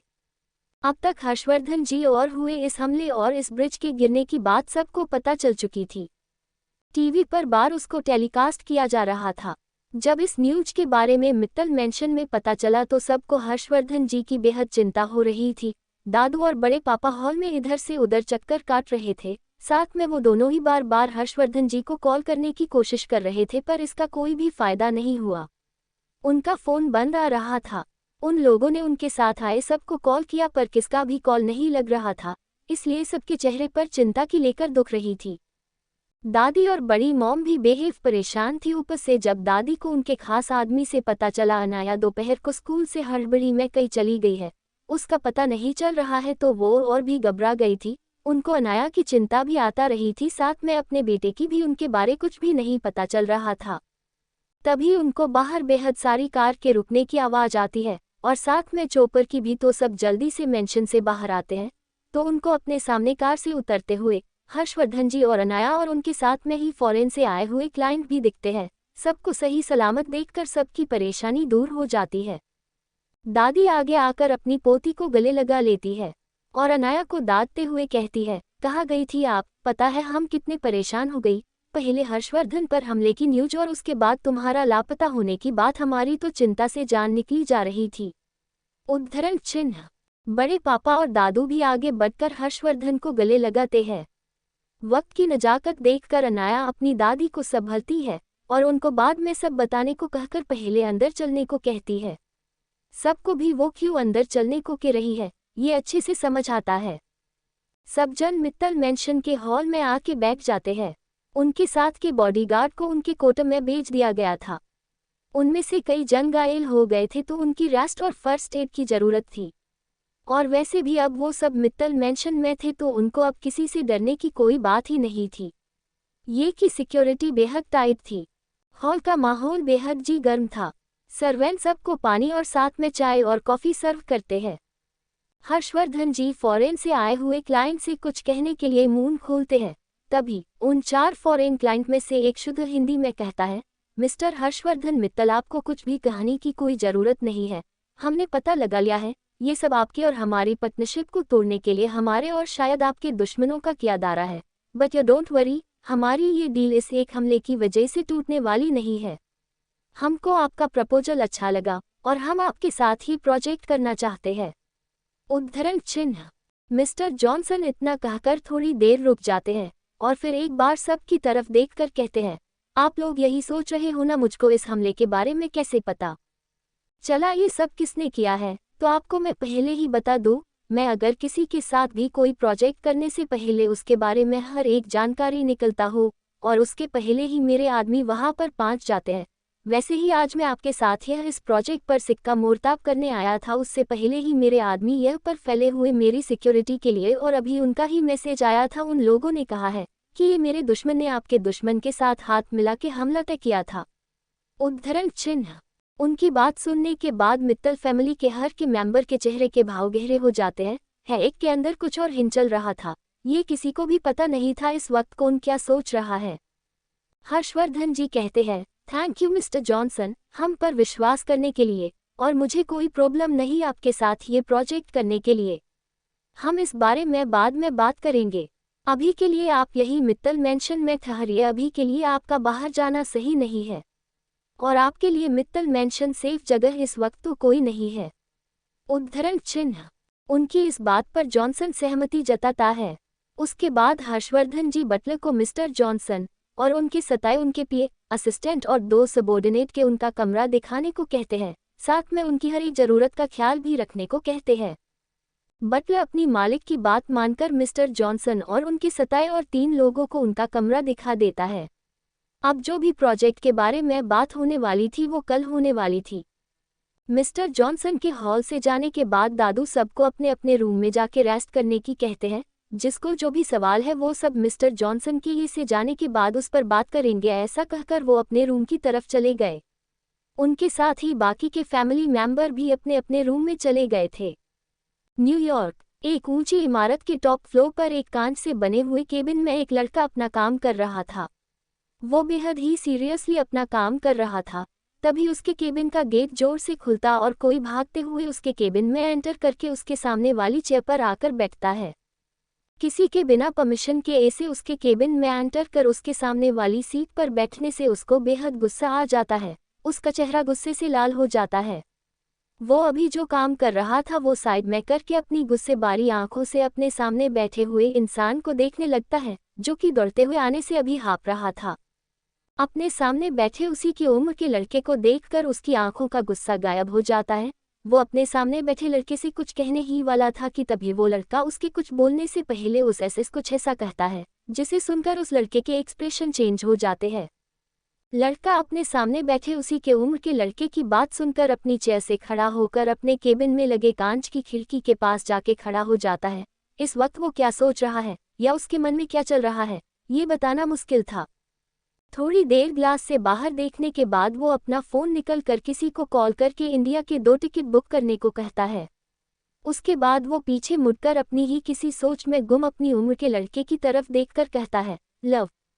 वो लड़का जिसका नाम लव था वो दूसरे इलाके की आवाज़ सुनकर अपने ख्यालों से बाहर आ जाता है। उसके बाद वो उस लड़के की तरफ देखकर कहता है, जी भाई। उद्धरण चिन्ह। सामने शीशे की खिड़की से टेक लगाकर खड़ा लड़का अपने भाई यानी लव की तरफ देखकर कहता है, हम अभी 2 घंटे बाद की फ्लाइट से इंडिया जा रहे हैं, तैयारी करो। उद्धरण चिन्ह। उसकी बात सुनकर लव एक्साइटमेंट में कहता है, सच भाई, हम इंडिया जा रहे हैं, आई एम सो हैप्पी भाई। इतना कहकर वो अपनी चेयर से उठकर अपने भाई के पास जाके उसको कस के गले लगा लेता है। उसका भाई उसको ऐसे बच्चे जैसे खुश होता देख उसके चेहरे पर भी हल्की सी मुस्कान आ जाती है, पर वो जल्दी से उसे छुपा लेता है और अपने भाई को गले लगा लेता है। थोड़ी देर बाद दोनों ही इंडिया जाने के लिए अपनी पैकिंग करने अपने विला के लिए निकल जाते हैं। ये दोनों और कोई नहीं बल्कि लव मित्तल और उसका बड़ा भाई यानी कि कुश मित्तल है। ये दोनों देवराज और सिया मित्तल के जुड़वा बेटे हैं। दोनों ही ट्विंस हैं। दोनों की जान अपनी छोटी बहन अनाया में बसती है। दोनों 3 साल से अपने परिवार से दूर यहाँ न्यूयॉर्क में रहते हैं। अभी जब उनको अपने चाचा के साथ हुए घटना के बारे में पता चल तो दोनों इंडिया जाने का ठान लेते हैं। वो दोनों इंडिया आ रहे हैं, इस बारे में किसी को भी पता नहीं है। India, Mittal mansion. हर्षवर्धन जी अपने कमरे में आकर अपने कमरे में बने सोफे पे बैठकर किसी गहरी सोच में गुम हो गए थे। वो अपना फ़ोन निकलकर अपने खास आदमी राका को कॉल करते हैं और उससे आज के इस हमले के पीछे कौन है उसके बारे में पता लगाने को कहते हैं। उसके बाद वो फ्रेश होकर अपने कपड़े बदलकर अपने स्टडी रूम की तरफ चले जाते हैं। वो वहां जाकर बैठे ही थे कि कोई उनके स्टडी रूम के डोर को नॉक करता है। हर्षवर्धन जी उसको अंदर आने का कहते हैं। हर्षवर्धन जी के स्टडी रूम में एंटर करने वाली और कोई नहीं बाली अनाया ही थी। वो अपने डैड के सामने की चेयर पर जाके बैठ जाती है। अनाया के डैड जब उसको देखते हैं तो वो उससे कहते हैं, प्रिंसेस आप यहाँ, कुछ काम था क्या? उद्धरण चिन्ह। अनाया अपने डैड की तरफ देखकर कहती है, डैड मुझे पता है आप बेहद कुछ जानना चाहते हैं, पर मैं अभी आपको कुछ भी नहीं बता सकती। मैं सही टाइम आने पर आपको सब कुछ बता दूंगी। अभी के लिए मैं बस इतना ही चाहती हूँ कि आपके पास राजावत कॉर्पोरेशन की तरफ से कोई भी प्रपोजल या दोस्ती का हाथ आए तो प्लीज़ आप उसको हाँ मत कहना। उद्धरण चिन्ह। अनाया के राजावत कॉर्पोरेशन के बारे में इस बड़ी ही बातें कहने पर उसके डैड उसकी तरफ अपनी सवाल भरी नजरों से देखते हैं, जैसे वो जानना चाहते हो कि आखिर बात क्या है। अनाया उनकी आंखों में सवाल समझकर उनसे आगे कहती है, डैड मैं आपसे इसलिए ये सब कह रही हूँ क्योंकि मेरे पास अभी तक जितनी इन्फॉर्मेशन है उसके मुताबिक राजावत कॉर्पोरेशन बाहर से दिखने पर जितना आपको पावरफुल और फाइनेंशियली अच्छा दिख रहा है वैसे कुछ भी नहीं, बल्कि बात तो ये है कि कुछ ही महीनों में राजावत कॉर्पोरेशन दिवालिया होने वाला है। उद्धरण चिन्ह। इसलिए मैं आपसे कह रही थी कि आप इनके साथ कोई भी डील या दोस्ती न करें। डैड आप समझ रहे हैं ना मैं क्या कह रही हूँ? उद्धरण चिन्ह। अनाया की पूरी बातें सुनने के बाद उससे कहते हैं, प्रिंसेस मैं समझ गया आप क्या कहना चाहती है। मैं कोई भी डील राजावत कॉर्पोरेशन के साथ नहीं करूंगी। अच्छा हुआ प्रिंसेस तुमने मुझे इस बारे में बता दिया, नहीं तो मैं राजावत कॉर्पोरेशन के साथ डील साइन करने वाला था, पर अब मैं उस डील को नहीं करूंगा। उद्धरण चिन्ह। प्रिंसेस ये सब काम की बातें हैं, पर प्रिंसेस हमसे प्रॉमिस कीजिए कि आप आगे से कभी भी अपने आप को किसी भी खतरे में नहीं डालेंगी। उद्धरण चिन्ह। अपने डैड की बात सुनकर अनाया उनसे कहती है, ओ डैड। उद्धरण चिन्ह। अनाया के डैड भी जानते थे अनाया अभी उनको उस हादसे के बारे में कुछ नहीं बताएंगी। वो जानते थे, अनाया अच्छे से जानती थी ये सब किसने किया, इसके पीछे कौन है, पर वो किसी कारण से उनको ये नहीं बता रही है। तो वो अपनी बेटी से इस बारे में कुछ नहीं पूछते, क्योंकि उनको पता था जब सही समय आ जाएगा तब उनकी ये लड़की बेटी सबसे पहले उनको ही आके बताएंगी। और वैसे भी वो खोजबीन कर ही रहे थे कि आखिर उसके पीछे किसका हाथ है। थोड़ी देर ऐस बड़ी ही बातें करने के बाद अनाया वहां से उठकर अपने कमरे में चली जाती है। उसके जाने के बाद अनाया के डैड फिर से किसी सोच में गुम हो जाते हैं। उनको अनाया के बातें से ये लगने लगता है कि हो ना हो इस हादसे में कई राजावत कॉर्पोरेशन से जुड़े किसी इंसान का हाथ ना हो। और उनकी ये सोच कुछ हद तक सही भी थी। रात के 12 बजे मित्तल मैंशन। सभी अपने अपने कमरे में सोए थे। अनाया भी अपने रूम में सोई थी। वो इस वक्त गहरी नींद में थी। तभी उसके रूम में कोई एंटर करता है। वैसे उसने अपना रूम सोने से पहले अच्छी तरह से लॉक किया था, फिर भी कोई उसके रूम में डुप्लीकेट की का इस्तेमाल करके एंटर करता है। रूम में एंटर करके वो ईशान फिर से डोर बंद कर देता है। उसकी नज़र बेड पर आराम से सो रही अनाया पर पड़ जाती है, जो कि किसी छोटे बच्चे की तरह सो रही थी। वो सोते वक्त बेहद ही मासूम और साथ में प्यारी लग रही थी। जो इंसान उसके रूम में आया था उसकी नज़र उसके ऊपर ठहर सी गई। उसके कदम कब उसके बैग की तरफ बढ़ गए इस बात का पता उसको भी नहीं पता चला। अनाया के रूम की खिड़की ओपन थी, जिससे आ रही हवा की वजह से उसके बाल उसके चेहरे पर आ जाते हैं, जिस वजह से वो कसमसा जाती है जब इस इंसान की नज़र उसके बालों की तरफ जाती है, जिससे उसको दिक्कत हो रही थी। तो वो इंसान अपने हाथ उसकी तरफ बढ़ा था है। वो बस उसको हाथ लगाने ही वाला था कि उसके हाथ किसी ने पकड़ लिया। अनाया के रूम में आते हुए इंसान जब अनाया के बाल उसके चेहरे पर से हटाने के लिए अपना हाथ आगे बढ़ता है, तब कोई उसका हाथ पकड़ता है। वो जब अपने हाथ किसी ने पकड़ा हुआ देखता है तो उसकी नज़र अपने हाथ पर पकड़े हुए इंसान पर जाती है, को और कोई नहीं बल्कि अनाया ही होती है। अनाया को अपना हाथ पकड़ते देख एक पल के लिए तो वो इंसान डर ही जाता है। उसकी दिल की धड़कन भी तेज हो जाती है, पर वो अपने चेहरे पर से कुछ भी शो होने नहीं देता। अनाया तब ही जग गई थी जब उसको किसी के चोरी छुपे अपने कमरे में आने की आहट हो गई थी। उसकी नींद बेहद कच्ची थी। उसने 6 साल की उम्र से कड़ी ट्रेनिंग ली थी, जिस अगर वो नींद में होने के बावजूद अपने आसपास की हर एक हलचल को महसूस कर सकती थी। वो तभी जग गई थी जब कोई चुपके से उसके रूम में एंटर करता है। फिर भी वो अपनी आंखें नहीं खोलती। वो देखना चाहती थी उसके रूम में आने वाला इंसान के इरादे क्या है, वो क्या करने आया है।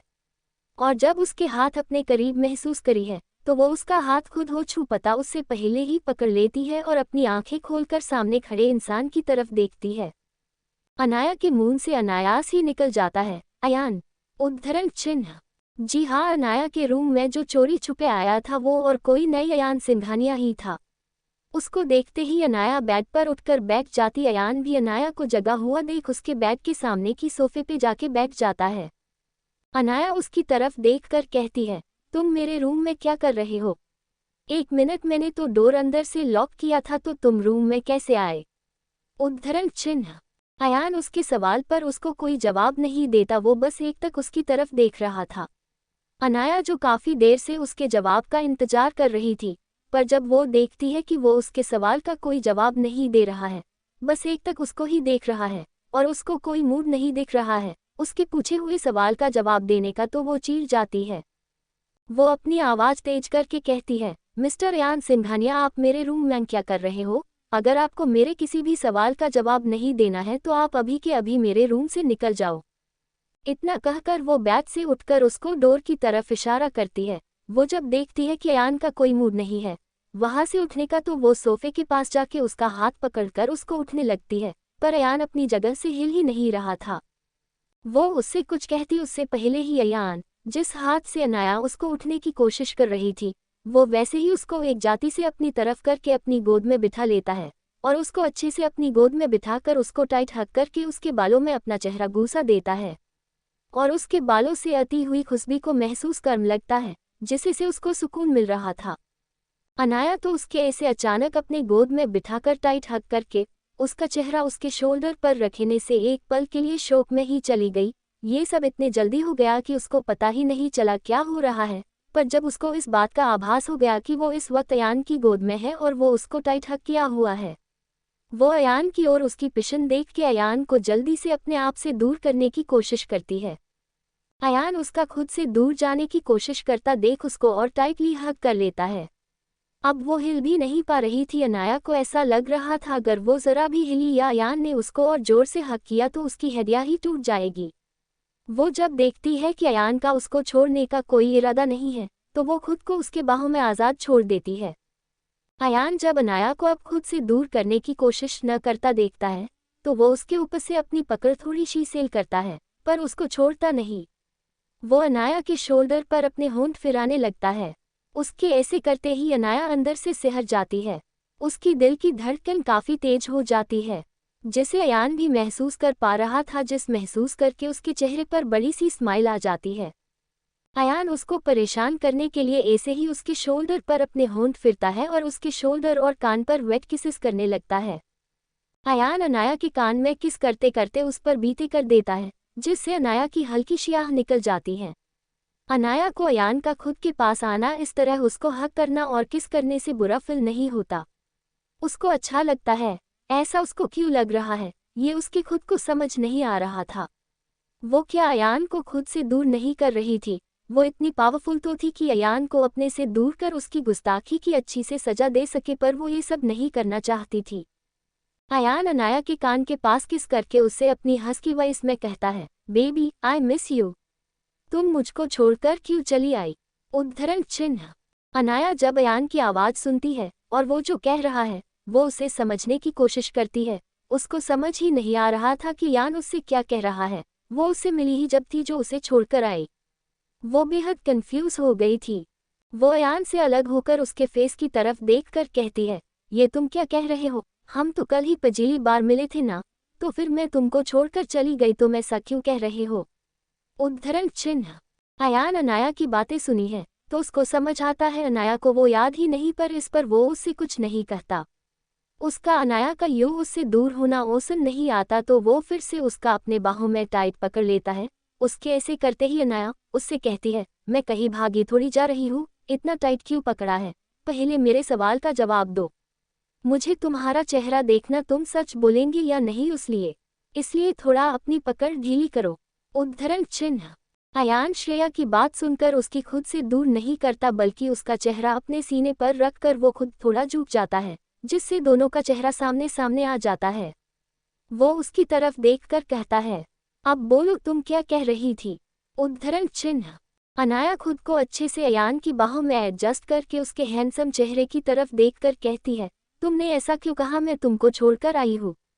मैं तो पहले तुमसे कभी मिली ही नहीं, हम तो कल ही मिले हैं ना। उद्धरण चिन्ह। अनाया की पूरी बात सुनने के बाद अयान उसके माथे पर किस करके उससे कुछ ऐसा कहता है जिससे अनाया की आंखें नम हो जाती है और वो हैरान भी हो जाती है। अयान अनाया से कहता है, बेबी तुमको याद है 3 साल पहले तुम लंदन गई थी, वहां पर तुमको किसी ने बचाया था और तुमने उससे एक वादा किया था, याद है बेबी तुमको? उद्धरण चिन्ह। अयान की बात सुनकर अनाया पास्ट कई चली जाती है। फ्लैशबैक। 3 साल पहले अनाया 12 साल की थी, तब वो अपने मामू के साथ लंदन में किसी काम से गई थी। अनाया को हमेशा बुरे सपने आते थे जिससे वो ठीक से सो नहीं पाती थी। उन सोने के डर से वो सोने की कोशिश ही नहीं करती थी, जिसके चलते उसको नींद न आने की बीमारी हो गई थी। अनाया अपने मामू के बेहद करीब थी। वो एक आर्मी ऑफिसर थे, जिसके चलते वो ज्यादातर अपनी फैमिली से दूर ही रहते थे। उनने शादी नहीं की थी।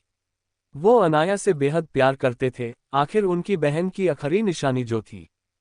वो जब भी छुट्टी पर आते थे तो अनाया को अपने साथ ले जाते थे। इस बात से मित्तल मेंशन में किसी को भी कोई ऐतराज नहीं था। वैसे भी 5 साल में जो हादसा अनाया के साथ हुआ था, उससे वो अपने परिवार से दूर चली गई थी। उसी के साथ वो काफ़ी चुप हो गई थी। अपने मामू के आने के बाद ही वो थोड़ा खुश होती थी, जिससे मित्तल मेंशन में सब उसको कुछ देखना चाहते थे, इसलिए उनको उसके मामू के आने के बाद उनके घर पर जाने से कोई आपत्ति नहीं थी। इस बार जब उसके मामू आए थे तब उनको उसके नींद न आने की बिनती के बारे में पता चला और उनको पहले से ही उसको आने वाले बुरे सपने के बारे में पता था। उन्होंने जिसके चलते उसको बेहद से डॉक्टरों को दिखाया, पर उसका कोई फ़ायदा नहीं हुआ और अब जब उनको उसकी नींद न आने की बीमारी के बारे में पता चला तब वो और भी परेशान हो गए थे। उनने इस बारे में अपने फ्रेंड्स से कंसल्ट किया तो उनकी पता चला डॉक्टर नील, जो कि एक साइकोलॉजिस्ट के साथ साथ न्यूरोलॉजिस्ट थे। अगर वो उनके पास अनाया को लेके जाएंगे तो वो जल्दी ठीक हो जाएगी, पर उसके लिए उनको लंदन जाना पड़ेगा। अनाया के मामू अनाया के शहद के साथ किसी भी तरह की लापरवाही नहीं बरतना चाहते थे, इसलिए वो लंदन जाने की सारी फॉर्मेलिटी पूरी करके अगले दिन लंदन जाने के लिए निकल गए थे। अनाया को डैड को उन्हें बस अनाया को अपने साथ बाहर घूमने ले जा रहा हूँ, इतना ही बताया था। अनाया को डैड को इसमें कोई ऐतराज नहीं था। अगर उनकी प्रिंसेस खुश है तो उनको क्या ही ऐतराज हो सकता था, और उनको अनाया के मामू पर पूरा यकीन था कि वो उनकी प्रिंसेस का अच्छे से ख्याल रखेंगे। अगले दिन अनाया अपने मामू के साथ लंदन चली गई थी। वहां जाने के बाद अगले दिन वो लोग डॉक्टर नील से मिलते हैं। वो अनाया से कुछ बातें करते हैं। वो उसकी असल परेशानी क्या है उस बारे में जानना चाहते थे। अनाया का इलाज डॉक्टर नील ने स्टार्ट कर दिया, जिसका रिजल्ट भी धीरे धीरे दिखाई दे रहा था, जिसे देख के अनाया के मामू बेहद खुश थे। तभी हॉस्पिटल में उसकी मुलाकात उससे 3 साल बड़े एक लड़के से होती है, जिसने अपने चेहरे पर मास्क लगाया था, पर उसकी वो नीली आंखें किसी को भी उसका दीवाना बनाने के लिए काफ़ी थी, पर उसके आसपास का ऑरा किसी को भी उसके पास आने की परमिशन नहीं देता था। अयान भी अपने कुछ प्रॉब्लम की वजह से डॉक्टर नील से मिलने आया था। तभी वहां पर अनाया की मुलाकात उससे हो गई थी। अयान ने उस वक्त उस पर कोई ध्यान नहीं दिया था, पर अगले दिन हॉस्पिटल के सामने वाले रोड पर अनाया रास्ता क्रॉस कर रही थी। उसका ध्यान ही नहीं था उसके साइड एक कार तेजी से आ रही थी। उसका ध्यान उस कार पर तब चला गया जब वो कार उसके बेहद पास आ गई थी और वो आधे रास्ते में खड़ी थी। कार को अपने इतने पास देख वो अपनी जाग और जड़ हो जाती है। उसको समझ ही नहीं आ रहा है वो क्या करे। अनाया के मामू जब ये देखते हैं तो वो उसको आवाज़ देते जल्दी से उसके तरफ बढ़ते हैं, पर वो उसके पास पहुंच पाते या कार अनाया को हिट करती उससे पहले ही। अयान जब अनाया के पास आती कार को देखता है जो कभी भी उसको हिट कर सकती है, तो वो किसी भी चीज़ की चिंता किया बिना उसकी तरफ दौड़कर उसको अपनी तरफ खींचता है, जिससे वो दोनों ही सड़क के दूसरे साइड गिर जाते हैं। अनाया अयान के ऊपर गिरी थी, जिस वजह से उसको कोई चोट नहीं आई थी, पर अयान अनाया को बचाते बचाते घायल हो गया था। अनाया जब अपने होश में आती है तो वो जल्दी से अयान के ऊपर उठकर वो ठीक है कि नहीं पूछती है। उसकी आंखों में अयान की चोट देखकर पानी आने लगता है। अयान जब किसी अनजान लड़की को खुद के लिए आंसू बहता देखता है तो पहली बार उसके दिल में कुछ हुआ जिसे वो समझ ही नहीं पाया। वो उसको ऐसे बीच रास्ते में बिना कार देखे चलने के लिए देना चाहता था, पर उसको रोता देख वो कुछ कह नहीं पाया। वो जब ध्यान से उसका चेहरा देखता है तो उसको वो बेहद प्यारी लगती है। वो अपनी जाग से उठकर उसके आंसू पोंछकर उसको शांत करने लगता है। उससे कहता है, ये बेबी रो मत, मैं बिल्कुल ठीक हूँ। उद्धरण चिन्ह। उसकी बात सुनकर अनाया उसको अपनी आंखें छोटी करके देखती है, जिसे देखकर अयान एक नज़र उसकी तरफ देखकर गिर अपनी चोटों को देखकर कहता है, बस छोटी सी चोट है, ठीक हो जाएगी। उद्धरण चिन्ह। उसके ये कहने के बाद अनाया शांत हो जाती है। अयान उससे कुछ कहता उससे पहले ही वहां पर अनाया के मामू आकर उसको चेक करने लगते हैं, वो ठीक है कि नहीं। जब उनको तसल्ली होती कि वो एकदम ठीक है तो वो राहत की सांस लेते हैं। तभी उनके कान में अनाया की आवाज़ आती है, क्योंकि उनसे कह रही थी, मामू मैं ठीक हूँ, उनको देखो, इन्होंने मुझे बचाया, इनको कितनी चोट लगी है। उद्धरण चिन्ह।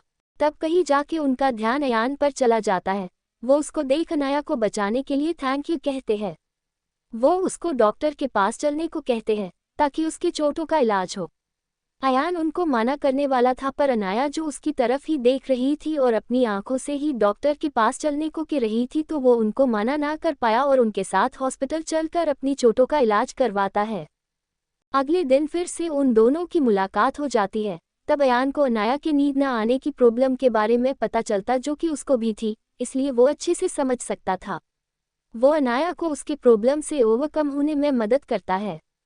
अनाया को अयान का साथ अच्छा लगने लगता है और उसकी नींद न आने की बीमारी भी अब लगभग ठीक ही हो गई थी। अनाया ऐसे ही एक दिन अपना इलाज करके बाहर वेटिंग एरिया में बैठी थी, क्योंकि उसके मामू डॉक्टर नील से कुछ बातें कर रहे थे। आज अयान नहीं आया था, इसलिए वो उदास थी। वो ऐसे ही वेटिंग एरिया में बैठी थी, तभी पास के रूम में से उसे किसी की आवाज़ आती है, तो वो उस तरफ चली जाती है। किसी के रोने की आवाज़ आ रही थी। वो वहां जाके देखती है तो हॉस्पिटल के नर्स की यूनिफॉर्म में एक लेडी थी, जो किसी लड़के के साथ किसी बात पर लड़ रही थी, जो कि शायद इसका बॉयफ्रेंड था। उनका किसी बात पर झगड़ा हो गया था। वो लड़का भी उसी हॉस्पिटल में काम करता था। दोनों बेहद धीमी आवाज में बात कर रहे थे, पर अनाया सुन लेती है और किसी के रोने की आवाज़ से उस तरफ चली जाती है। वो लड़की रो रही थी, तभी वो लड़का इस लड़की से कुछ कहता है, जिससे वो रोते रोते शांत हो जाती है और उस लड़के के गले लग जाती है। अनाया जान उन लोगों को इसे देखती है तो उसको अयान की याद आती है। आज वो उसको बेहद याद कर रही थी, पता नहीं उसके मन में क्या डर बैठ गया था। अगले दिन जब अयान हॉस्पिटल आया की ट्रीटमेंट चल ही रही थी, ट्रीटमेंट के बाद वो दोनों हॉस्पिटल रूम में बैठे, तभी अनाया उसके पास बैठकर उससे कहती है, दोस्त तुमको मैं कैसी लगती हूँ। उद्धरण चिन्ह। उसके उस सवाल पर अयान पहले तो हैरान हो जाता है, गिर उससे कहता है, अच्छी लगती हो, पर तुम ये सब क्यों पूछ रही हो। उद्धरण चिन्ह। अनाया बिना उसके सवाल का उसको कोई जवाब दिए बिना ही उससे कहती है, आपकी कोई गर्लफ्रेंड है। उद्धरण चिन्ह। जिस पर अयान उससे कहता है, ये कैसा सवाल है। उद्धरण चिन्ह। अनाया कहती है, आप जवाब दो ना। उद्धरण चिन्ह। अयान उसके मासूम और क्यूट चेहरे को देखकर कहता है, नहीं। उद्धरण चिन्ह। ये सुनते ही अनाया के चेहरे पर बड़ी सी स्माइल आ जाती है।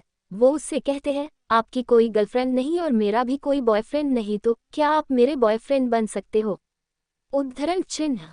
उसके उस सवाल पर अयान तो पहले शौक ही हो जाता है, फिर उसकी तरफ देखकर कहता है, बेबी आप इसलिए अभी बेहद छोटी है, पढ़ाई पर ध्यान दो, इन सब बातों पर नहीं। उद्धरण चिन्ह। पर अनाया उसकी बात मानती ही नहीं, वो अपनी जिद पर अड़ जाती है। उसने अपना चेहरा ऐसा कर दिया था कि वो बस अभी रो देगी, और अयान को ये मंजूर नहीं था, इसलिए वो उससे हाँ कहता है, पर मेरी की शर्त है बेबी, अगर मंजूर है तो बोलो। उद्धरण चिन्ह। जिस पर अनाया बिना उसकी शर्त सुनकर उससे हाँ कहती है। अयान उससे कहता है, पर बेबी पहली मेरी शर्त तो सुन तो लो। उद्धरण चिन्ह। तो अनाया उसका हाथ पकड़कर उसकी तरफ देखकर उसको अपनी शर्त पूछती है। तो अयान उससे कहता है, बेबी अगर एक बार आप मेरी गर्लफ्रेंड बन गई तो फिर आप अपने कदम पीछे नहीं हट सकती और कभी मुझे छोड़कर नहीं जाऊंगी, प्रॉमिस करो। उद्धरण चिन्ह। अयान की शर्त सुनकर अनाया बिना कुछ सोचे समझे उसका हाँ कह देती है। दोनों बेहद खुश थे। अयान को भी अनाया पसंद आने लगी थी। अनाया ने अयान से प्रॉमिस तो कर लिया था, पर वो उसको निभा नहीं पाए। उसके मामू को ड्यूटी ज्वाइन करने का कॉल आ गया था। अब अनाया भी रिकवर हो गई थी, इसलिए अब वो अगले दिन ही वहां से जाने वाले थे। जब अनाया को इस बारे में पता चलता है तो वो सैड हो जाती है। उसके पास जो अयान का नोट था वो उस पर कॉल करती है, पर वो कॉल ही नहीं उठाता। अयान उस वक्त एक इम्पोर्टेंट मीटिंग में बिजी था। अनाया उसको 20 से ज़्यादा कॉल करती है पर वो उठता ही नहीं, जिससे वो बेहद सैड हो जाती है। थोड़ी ही देर में उनकी फ्लाइट टेक ऑफ होने वाली थी। वो एक और बार उसको कॉल करती है। इस बार वो उसका कॉल उठाता है, पर फ्लाइट अटेंडेंट उसको अपना मोबाइल ऑफ करने को कहती है, जिससे दोनों की बात ही नहीं होती। अनाया अपने मामू के साथ इंडिया आ चुकी थी। उसका मोबाइल भी टूट गया, जिस वजह से वो फिर अयान से बात ही नहीं कर पाए। उसके मामू भी इंडिया आने के बाद उसको मित्तल मेंशन छोड़कर अपने ड्यूटी के लिए चले गए सरहद पर देश की सेवा करने। अनाया को ढेर सारी हिदायतें देकर अयान ने अनाया को कांटेक्ट करने की बेहद कोशिश की, पर उसका अनाया से कांटेक्ट ही नहीं हो पाया। डॉक्टर मिल ने उसको बस इतना बताया था कि वो इंडिया से, बाकी का उनको भी कुछ न पता था। अयान अनाया के जाने के बाद बेहद उदास रहने लगा था। उसको खुद पर ही गुस्सा आने लगा था। जब उसके बेबी ने उसको इतने सारे कॉल किए तब उसने उठाया होता तो ये सब नहीं होता, और वो उठता भी तो कैसे फ़ोन जो अपन केबिन में भूलकर गया था। अनाया जब वो सब याद कर रही थी तभी उसको अयान की आवाज़ वापस प्रेजेंट में क्या आती है। अयान जो कब से अनाया को देख रहा था, जो कि किसी ख्याल में गुम है, वो उसको वापस लाने के लिए उससे कहता है, क्या हुआ बेबी, आप किस सोच में इतना गुम हो गई हो? अब आपको मैं याद आया? उद्धरण चिन्ह। अनाया उसकी आवाज़ सुनकर उसकी तरफ देखकर अपनी आंखों को छोटा करके उससे कहती है, मैं कैसे विश्वास करूं तुम पर कि तुम अयान हो? मैंने तो अयान का चेहरा भी नहीं देखा था। उद्धरण चिन्ह। अयान उसकी बात सुनकर स्माइल करने लगता है। वो उसकी तरफ देखकर कहता है, बेबी जब आपको झूठ बोलना नहीं आता तो क्यों बोलती हो? अब ये नाटक बंद करो। मुझे पता है तुम मुझे पहचान गई हो, नहीं तो तुम ऐसे मेरी गोद में, मेरी बाहों में नहीं होती। उद्धरण चिन्ह। अयान की बात सुनकर अनाया के चेहरे पर बड़ी मुस्कान आ जाती है। वो अयान को टाइट हग करके कहती है, आई एम सॉरी आयु, मामू को ड्यूटी ज्वाइन करने का कॉल आया था तो हमको वहाँ से निकलना पड़ा। मुझे जब पता चला तो मैंने आपको कॉल किया, पर आपने उठाया ही नहीं, और जब उठाया तो फ्लाइट टेक ऑफ होने वाली थी, इसलिए मुझको कॉल कट कर पड़ा। उद्धरण चिन्ह। मेरा फ़ोन भी टूट गया, उसके बाद आपसे कांटेक्ट ही नहीं हो पाया। आपको पता है मैंने आपको कितना याद किया? आप जल्दी क्यों नहीं आए? इतनी देर क्यों की? मैं आपके पास नहीं आ सकती थी, पर आप तो आ सकते थे ना। उद्धरण चिन्ह। ये बोलकर अनाया उसके गले लगकर सकने लगी। जब अयान को अनाया के रोने का एहसास हुआ तो उसने उसको अपने से अलग करके उसके आंसू साफ किया और उसको रोने से मना कर दिया। अयान उससे कहता है, बेबी मुझे जब डॉक्टर नील से पता चला कि आप इंडिया चली गई तब उसके एक वीक बाद आपको ढूंढने इंडिया आया था, पर मुझे आपके बारे में कुछ भी पता नहीं था, इसलिए हम पिछले 3 साल से एक ही शहर में इतने पास होने के बाद भी मिल नहीं पाए। पर अब ये सब छोड़ो, अब से मैं तुमको मुझसे दूर ही नहीं जाने दूंगा। उद्धरण चिन्ह। अयान की बात सुनकर अनाया भी उसको टाइट हक करके कहती है, मैं आपको अब कुछ भी हो जाए नहीं जाऊंगी, हम हमेशा साथ में रहेंगे। क्वोट। अनाया की बात सुनकर अयान के चेहरे पर बड़ी सी स्माइल आ जाती है।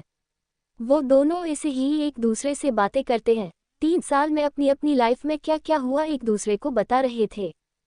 दूसरी तरफ विक्रांत राजावत इस वक्त बेहद गुस्से में था। उसने अपने रूम में रखी हर एक चीज को आप गुस्से के चलते तोड़ दिया था, पर उसका गुस्सा कम होने का नाम ही नहीं ले रहा था।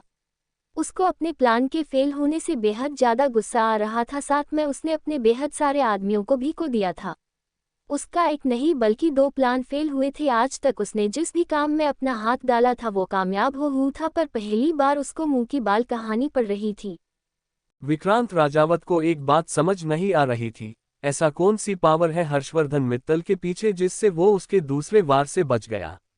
अब तक विक्रांत राजावत को ये तो पता चल चुका था हर्षवर्धन को जिसने भी बचाया था वो बेहद पावरफुल था, उसने उसके आदमियों को चोपर से ठोका था, ये कोई छोटी बात नहीं थी। विक्रांत राजावत जैसे इस बारे में सोच रहा था उसी के साथ उसका गुस्सा भी बढ़ता जा रहा था। उसने अब तक अपने रूम कबाड़ा बना दिया था। वो और कुछ तोड़ पता या अपने रूम में बचे हुए चीज पर गुस्सा उतरता उससे पहले ही उसका असिस्टेंट रूम में आके उससे कुछ कहता है। जाए सुनकर उसके हाथ जो अपने हाथ लगे फ्लावर पॉट की तरफ बांध रहे थे वो अपनी जगह पर रुक जाती है। वो जल्दी से अपनी रूम से बाहर चला जाता है। विला के बाहर खड़ी अपनी कार में बैठकर कहीं चला जाता है। उसका असिस्टेंट भी उसके साथ था। विक्रांत राजावत की कार आधे घंटे बाद एक बड़े से विला के बाहर आकर रुकती है। वो जल्दी से बिना गार्ड के कार का डोर खोलने से पहले ही खुद कार का डोर ओपन करके उतर कर विला के अंदर एंटर करता है। वो विला अंदर और बाहर से बेहद ही खूबसूरत था। विक्रांत राजावत विला में एंटर करके सीधा सेकंड फ्लोर पर बने एक रूम में एंटर करता है। वो जब उस रूम का नज़ारा देखता है तो वो अपना सिर पकड़ लेता है। उस रूम की हालत किसी कबाड़े से कम नहीं लग रही थी। विक्रांत ध्यान से उस रूम के अंदर कदम बढ़ता है और बेड के पास अपने घुटने में सिर डालकर बैठी लड़की के पास जाके उसके कंधे पर हाथ रखता है।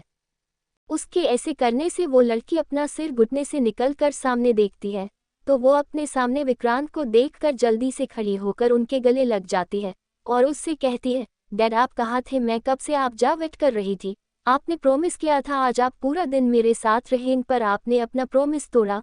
मैं आपसे गुस्सा हूँ। इतना कहकर वो लड़की उससे अलग होकर मुंह फुलाकर उससे कहती है, मैं अब आपसे बात ही नहीं करूंगी। उद्धरण चिन्ह। ये लड़की और कोई नहीं बल्कि विक्रांत राजावत की बेटी आरुषि है, जिसे विक्रांत ने अपने लाड़ से बिगाड़ दिया।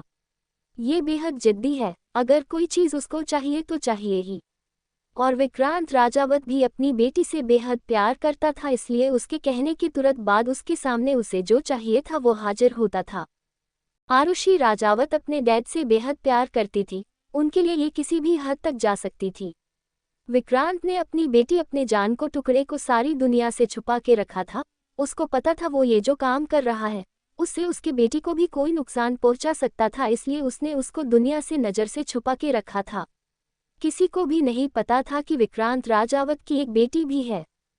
अभी आरुषि अपने डैड से इसलिए नाराज थी कि उन्होंने आज उससे टाइम स्पेंड करने जा प्रॉमिस किया था और वो नहीं आए। आरुषि अभी सिर्फ 15 साल की थी, अनाया के उम्र की ही थी, इसे अपने डैड के साथ बेहद कम टाइम मिलता था।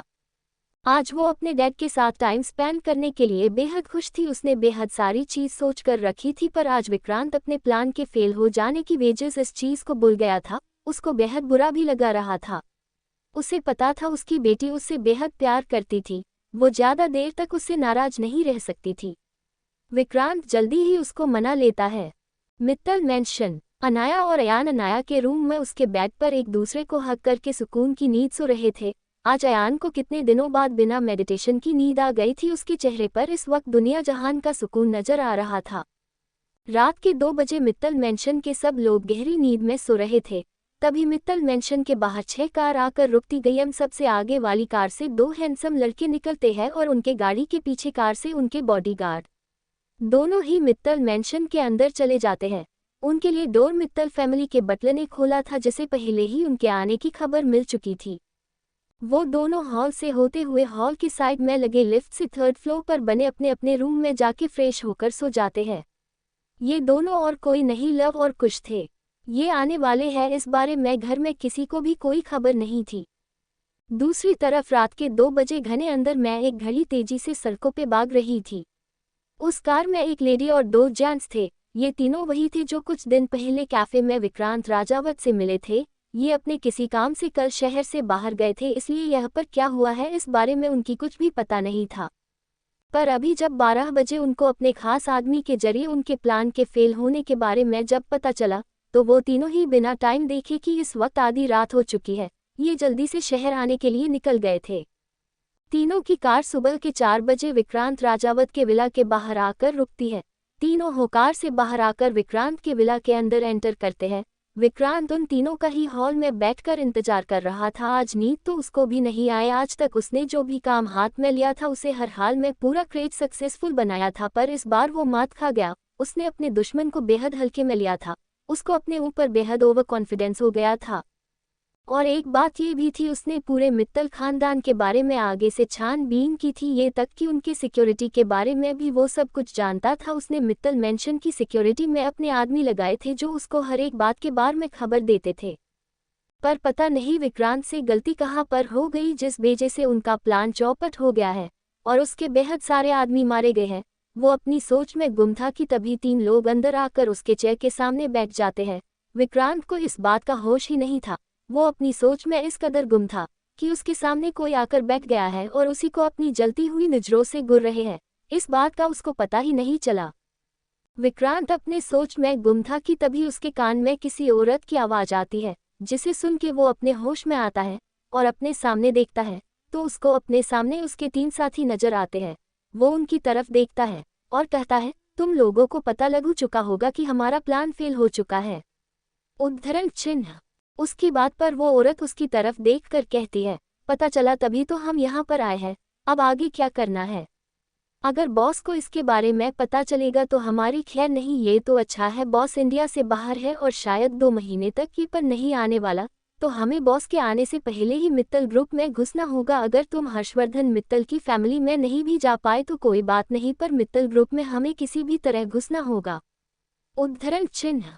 उस औरत की बात खत्म होने के बाद उसके पास बैठा लगभग उसी औरत से कुछ 3 साल बड़ा आदमी कहता है, हाँ नंदिनी सही कह रही है, अगर तुम मित्तल फैमिली में नहीं भी एंट्री कर पाए तो कोई बात नहीं, पर मित्तल ग्रुप में हमें जैसे भी करके एंटर होना ही होगा। उद्धरण चिन्ह। उस आदमी की बात पर हाँ में हाँ मिलता हुआ उसके पास बैठे हुए लड़का कहता है, हाँ डैड आप बिल्कुल सही कह रहे हो, मित्तल फैमिली में माँ बेहद आसानी से एंट्री कर सकती है, क्यों मैं नहीं सही कह रहा हूँ ना? उद्धरण चिन्ह। उसकी बात पर नंदिनी के चेहरे पर डेविल स्माइल आ जाती है। वो एक बार वहां मौजूद सभी की तरफ देखती है और फिर अपने बेटे की तरफ देखकर कहता है, हाँ मैं मित्तल मेंशन में आसानी से एंटर कर सकती हूँ और किसी को मुझ पर शक भी नहीं होगा। उद्धरण चिन्ह।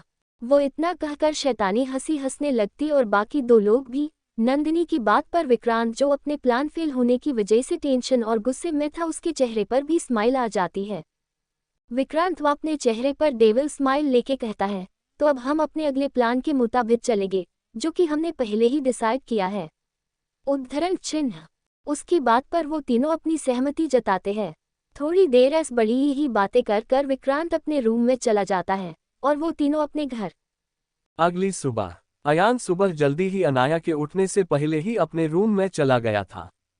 अनाया की जब सुबह नींद खुलती है तो वो बेड पर देखती है तो उसको अयान वहां पर कहीं भी नजर नहीं आता, तो वो समझ जाती है अयान जल्दी ही चले गया। वो उदास हो जाती है, पर तभी उसकी नज़र बेड के साइड टेबल रखे नोट पर पड़ जाती है।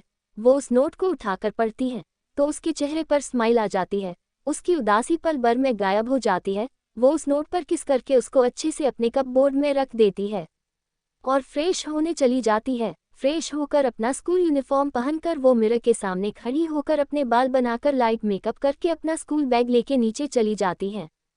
अपना स्कूल बैग हॉल में रखकर डाइनिंग टेबल पर जाके बैठती है जहां पर सारी फैमिली उसी का वेट कर रही थी। वो सभी को गुड मॉर्निंग विश करती है। तभी सर्वेंट किचन से नाश्ता लेके आते हैं। वो सब अनाया की पसंद का था। ब्रेकफास्ट में पोहा, पास्ता, आलू के पराठे, इडली, सैंडविच, जूस और भी बेहद कुछ था, जिसे देख के अनाया के चेहरे पर बड़ी स्माइल आ जाती है। वो अपना मनपसंद नाश्ता देख बिना सर्वेंट का सर्व करने का वेट करे खुद ही अपने हाथ से नाश्ता अपने प्लेट में लेके खाने लगती है। सभी उसकी इस हरकत पर मुस्कुरा देते हैं। अयान भी अनाया का बचपना देखकर मुस्कुराया बिना नहीं रह पाया। अनाया अपने प्लेट में लिए पोहे का एक बाइट खाती है तो खुशी के मारे उसकी आंखें बड़ी हो जाती है। वो अपनी आंखें डाइनिंग एरिया में घूमने लगती है। उसे ऐसा करते देख दादू उसकी तरफ देखकर कहते हैं, क्या हुआ प्रिंसेस, आपको नाश्ता अच्छा नहीं लगा? सब आपके ही पसंद का है। उद्धरण चिन्ह। अपने दादू की बात सुनकर अनाया उनकी तरफ देखकर अपने चेहरे पर एक बड़ी स्माइल लाए उनसे कहती है, दादू नाश्ता बेहद अच्छा है और पोहे तो लाजवाब है, आप भी खा के देखो, आपको भी पसंद आ जाएगा। पर दादू मुझे ऐसा लग रहा है, ये टेस्ट मुझे कुछ जानी पहचानी लग रही है। उद्धरण चिन्ह। उसने इतना जिनका था कि उसको कुछ याद आया। वो अपनी चेयर से उठकर किचन की तरफ भागती है। किचन में जाके देखती है तो वो वहाँ जो देखती है वो देख के उसकी खुशी के मारे चीख निकल जाती है, जिसे सुन सब घबरा कर किचन की तरफ दौड़ते हैं। सब किचन की डोर पर खड़े होकर अंदर का नज़ारा देखते हैं तो सब खुश भी होते हैं और हैरान भी। अनाया जब किचन में एंटर करती है तो उसको 2 हैंडसम लड़के पेस्ट्रीज बनाते देखते हैं। वो उन दोनों को देखकर ही समझ जाती है ये दोनों और कोई नहीं बल्कि उसके दोनों भाई लव और कुश थे, जिन्हें वो अपने सामने देख और खुद का फेवरेट नाश्ता बनाते देख वो आज बेहद खुश थी और उन दोनों को अपने सामने सही सलामत देखकर खुश भी थी। उन दोनों का पूरा ध्यान पेस्ट्री बनाने पे था। वो अपनी बहन की फेवरेट स्ट्रॉबेरी फ्लेवर की पेस्ट्री बना रहे थे। वो दोनों ही किसी प्रोफेशनल शेफ से कम नहीं लग रहे थे। उनने ही डाइनिंग टेबल पर अभी जी भी नाश्ता बनाया था, वो बनाया था अपनी प्यारी बहन के लिए और फैमिली के लिए भी। अनाया ने जब उनको देखा तो वो बिना कुछ सोचे अपने भाई को पीछे से हग करती है। उन दोनों का ध्यान जब उस पर चला जाता है, दोनों खुश होकर उसको हग कर लेते हैं। तीनों जन भाई और बहन एक दूसरे को हग करके खड़े थे। अनाया की आवाज से सारी फैमिली किचन की तरफ आती है और जब वो किचन का अंदर का नज़ारा देखती है तो वो सब भी खुश हो जाते हैं और भगवान से प्रार्थना करते हैं कि इन भाई बहन का प्यार ऐसे ही हमेशा बने रहे। अनाया और लव कुश जब एक दूसरे अलग होते हैं तब उनका ध्यान किचन के डोर पर खड़ी अपनी फैमिली पर चली जाती है। वो दोनों ही आगे बढ़कर अपने दादी, दादू, चाचा और डैड के पाँव छूते हैं और अपनी मॉम के गले लग जाते हैं। कोई कुछ कहता उससे पहले ही कुश सबको पहले नाश्ता करने को कहता है और उसके रेडी किए हुए पेस्ट्री लेके वो डाइनिंग टेबल की तरफ बढ़ता है। सब फिर से डाइनिंग टेबल पर बैठकर अपना नाश्ता एंजॉय करते हैं। बोर इस बार सबके चेहरे पर पहले से ज्यादा खुशी दिखाई दे रही थी। अयान भी अपनी बेबी के चेहरे पर खुशी देख खुश था। ब्रेकफास्ट के बाद सब हॉल में जाते बैठ जाते हैं। अनाया अपने दोनों भाई के बीच बैठकर उनसे बातें करने में लगी थी और सब उन तीनों को देख रहे थे। अनाया ने आज अपनी भाइयों के साथ टाइम बिताने के लिए स्कूल जाना कैंसिल कर दिया था। आज वो अपने दोनों भाई को देखकर बेहद खुश थी। उसके पिछले जन्म उसके इन दो भाइयों ने अपनी जान पर खेलकर उसको बचाया था और फिर वो दोनों उसको सेफ जगह पर लाके अपने खास आदमियों को उसकी सेफ्टी के लिए छोड़कर दोनों अपनी फैमिली को बचाने गए थे और उसी में उनकी डेथ हो गई थी। उन तीनों की बात को रोकते हुए दादू अपनी कड़क आवाज में कहते हैं, अब बस भी करो, आप तीनों को बातें करने को पूरा दिन पड़ा है। उद्धरण चिन्ह। उसके बाद वो कुश और लव की तरफ देखकर कहता है, और आप दोनों अब जो भी तुम्हारा बिजनेस है उसको ये पर ट्रांसफर कर दो क्योंकि अब आप दोनों फिर से न्यूयॉर्क नहीं जाएंगे। अब बेहद हुआ आप दोनों का, अब आप हमारे साथ यही रहेंगे। उद्धरण चिन्ह। उनकी बात पर लव और कुश सहमति से अपना सर हिलाते हैं। कुश अपने दादू से कहता है, दादू आप चिंता मत करो, हमने पहले ही हमारे कंपनी का में ऑफिस इंडिया में ट्रांसफ़र कर दिया है, तो अब हम यही रहेंगे। वैसे भी हमारी डॉल यहाँ पर है, तो अब भला हम कहाँ जा सकते हैं। उद्धरण चिन्ह। अपनी भाई बात पर अनाया बस मुस्कुरा देती है। अपने भाई को अपने लिए प्यार देखकर उसको याद आता है पहले वो कैसी अपने भाइयों से भी दूर भागती थी, फिर बाद में वो उनके धीरे धीरे करीब आने लगी और उनकी बॉन्डिंग बस अच्छी हो ही गई थी कि उनकी लाइफ में वो हादसा हुआ और जिसमें उसने सबको खो दिया। पर अब अपनी पूरी फैमिली को देखकर वो खुद से ही वादा करती है कि इस बार वो अपनी फैमिली को हर हाल में प्रोटेक्ट करेंगी और दुश्मनों को मुंह तोड़ जवाब देगी। लव खुश पूरी फैमिली से मिलने के बाद वो दोनों और अनाया बाहर जाने जा प्लान बनाते हैं। अयान भी उनके साथ जाने वाला था। जिस अनाया की खुशी दुगनी हो गई थी, वही दूसरी तरफ आज अनाया का स्कूल में न आने से कोई बेहद ही परेशान था। ये कोई और नहीं बल्कि सुरभि थी जो कब से अनाया के आने का वेट कर रही थी, पर अनाया आज आई ही नहीं, जिस वजह से आज जो उसने अनाया को इम्प्रेस कर दोस्ती करने का प्लान बनाया था वो धारा का धरा रह गया, जिस वजह से आज वो काफ़ी गुस्से में लग रही थी और मन ही मन अनाया को कोस रही थी। वहीं रवि को अनाया ने पहले ही वो आज स्कूल में नहीं आने वाली है इस बारे में बता दिया था, तो वो रिलैक्स थी। वो अनाया के स्कूल में आने के वजह से परेशान नहीं थी। स्कूल में जो सिंगिंग कंपटीशन हो रही थी उसकी डेट जो 1 महीने बाद की थी वो किसी कारण इसके 10 दिन पहले ही रख दी गई थी, जिस वजह से जिसने भी उसमें पार्टिसिपेट किया था वो सब अपनी जान लगा के तैयारी कर रहे थे। अनाया को इस बारे में कुछ भी पता नहीं था कि सिंगिंग कंपटीशन 1 मंथ बाद नहीं बल्कि अभी 10 दिन बाद होने वाली थी, और वैसे भी उसको इससे कुछ भी फर्क नहीं पड़ने वाला था। वो ऑन द स्पॉट भी बिना किसी प्रिपरेशन के अच्छा परफॉर्मेंस कर सकती थी। सुरभि भी कंपटीशन के बारे में पता चलने के बाद अनाया को भूलकर कंपटीशन पर कंसंट्रेट करने लगी। उसको किसी भी हाल में इस कंपटीशन को जीतना था जिससे उसको आगे जाके अपने करियर में इसका बेहद बड़ा फायदा होने वाला था। उसका सपना दुनिया की बेस्ट सिंगर बनना था और उसके पिछली लाइफ में उस सपने के बेहद करीब थी, पर वो उस तक पहुंच नहीं पाई थी। तो इस बार तो ये मुमकिन ही नहीं था, पर तब भी उसकी अच्छी खासी फॉलोइंग थी। इधर विक्रांत राजावत अपने नए प्लान पर काम करने लगा था। वो बेहद ही बरकाई से इस बार अपने प्लान को रेडी किया था, पर फिर भी उसका इस बार भी हर का ही सामना करना पड़ने वाला था। इस बात से अनजान वो अपने काम में लग चुका। तब विक्रांत ने मित्तल कॉर्पोरेशन में एंट्री करने के लिए एक अच्छा प्रपोजल रेडी किया था जिसे कोई भी बड़ा सा बड़ा और बिजनेसमैन माना कर ही नहीं सकता था। और फिर भी अगर उसका ये प्रोपोजल नहीं एक्सेप्ट हुआ तो उसने इसका भी बैकअप प्लान बनाया था। उसको बस इंतजार था तो कल का उसके वो 3 साथी भी इस प्रोपोजल से सेटिस्फाइड थे, उनको तो अपनी जीत पक्की ही दिख रही थी, वो बस इस प्रोपोजल से मित्तल ग्रुप के साथ पार्टनरशिप करना चाहते थे। उनके प्लान के मुताबिक अगर एक बार वो मित्तल ग्रुप में एंटर कर तो उनको जो भी करना है उसमें उनको आसानी हो जाएगी। विक्रांत राजावत की 5 आदमी मित्तल ग्रुप के में ऑफिस में अलग अलग डिपार्टमेंट में मौजूद थे जो उसको वहां की पल पल की खबर देते थे। अनाया, उसके 2 भाई लव, कुश और अयान सब बाहर घूमने के लिए निकल जाते हैं। सब उस वक्त अयान की स्पोर्ट्स कार में बैठे थे। कुश ड्राइविंग कर रहा था और उसके साइड लव बैठा था और अयान के साथ अयाना बैक सीट पर बैठी थी। अब तक कुश और लव अयान के साथ अच्छे से घुल मिल गए थे। अयान बस उनके पूछे हुए बातों को जवाब देता, ज्यादा कुछ नहीं कहता था। सारी बातें लाइव और कुश जी कर रहे थे। थोड़ी ही देर में उनकी कार एक बड़े से एम्यूजमेंट पार्क के आगे आकर खड़ी हो जाती है, क्योंकि मित्तल मेंशन के अंदर ही आता था। वहां पर पहले ही हर्षवर्धन जी ने एम्यूजमेंट पार्क के मैनेजर को पहले इन लोगों के आने के बारे में बता दिया था। जब उनकी कार एम्यूजमेंट के पार्क के आगे आकर रुकती है, वो गाड़ी अपने साथ आए हुए बॉडीगार्ड को पार्क करने को कहकर चारों एम्यूजमेंट पार्क के अंदर एंटर करते हैं। मैनेजर उनका गेट पर ही वेट कर रहा था। जब वो उनको देखता है तो उनको बड़े ही आदरपूर्वक वेलकम करता है।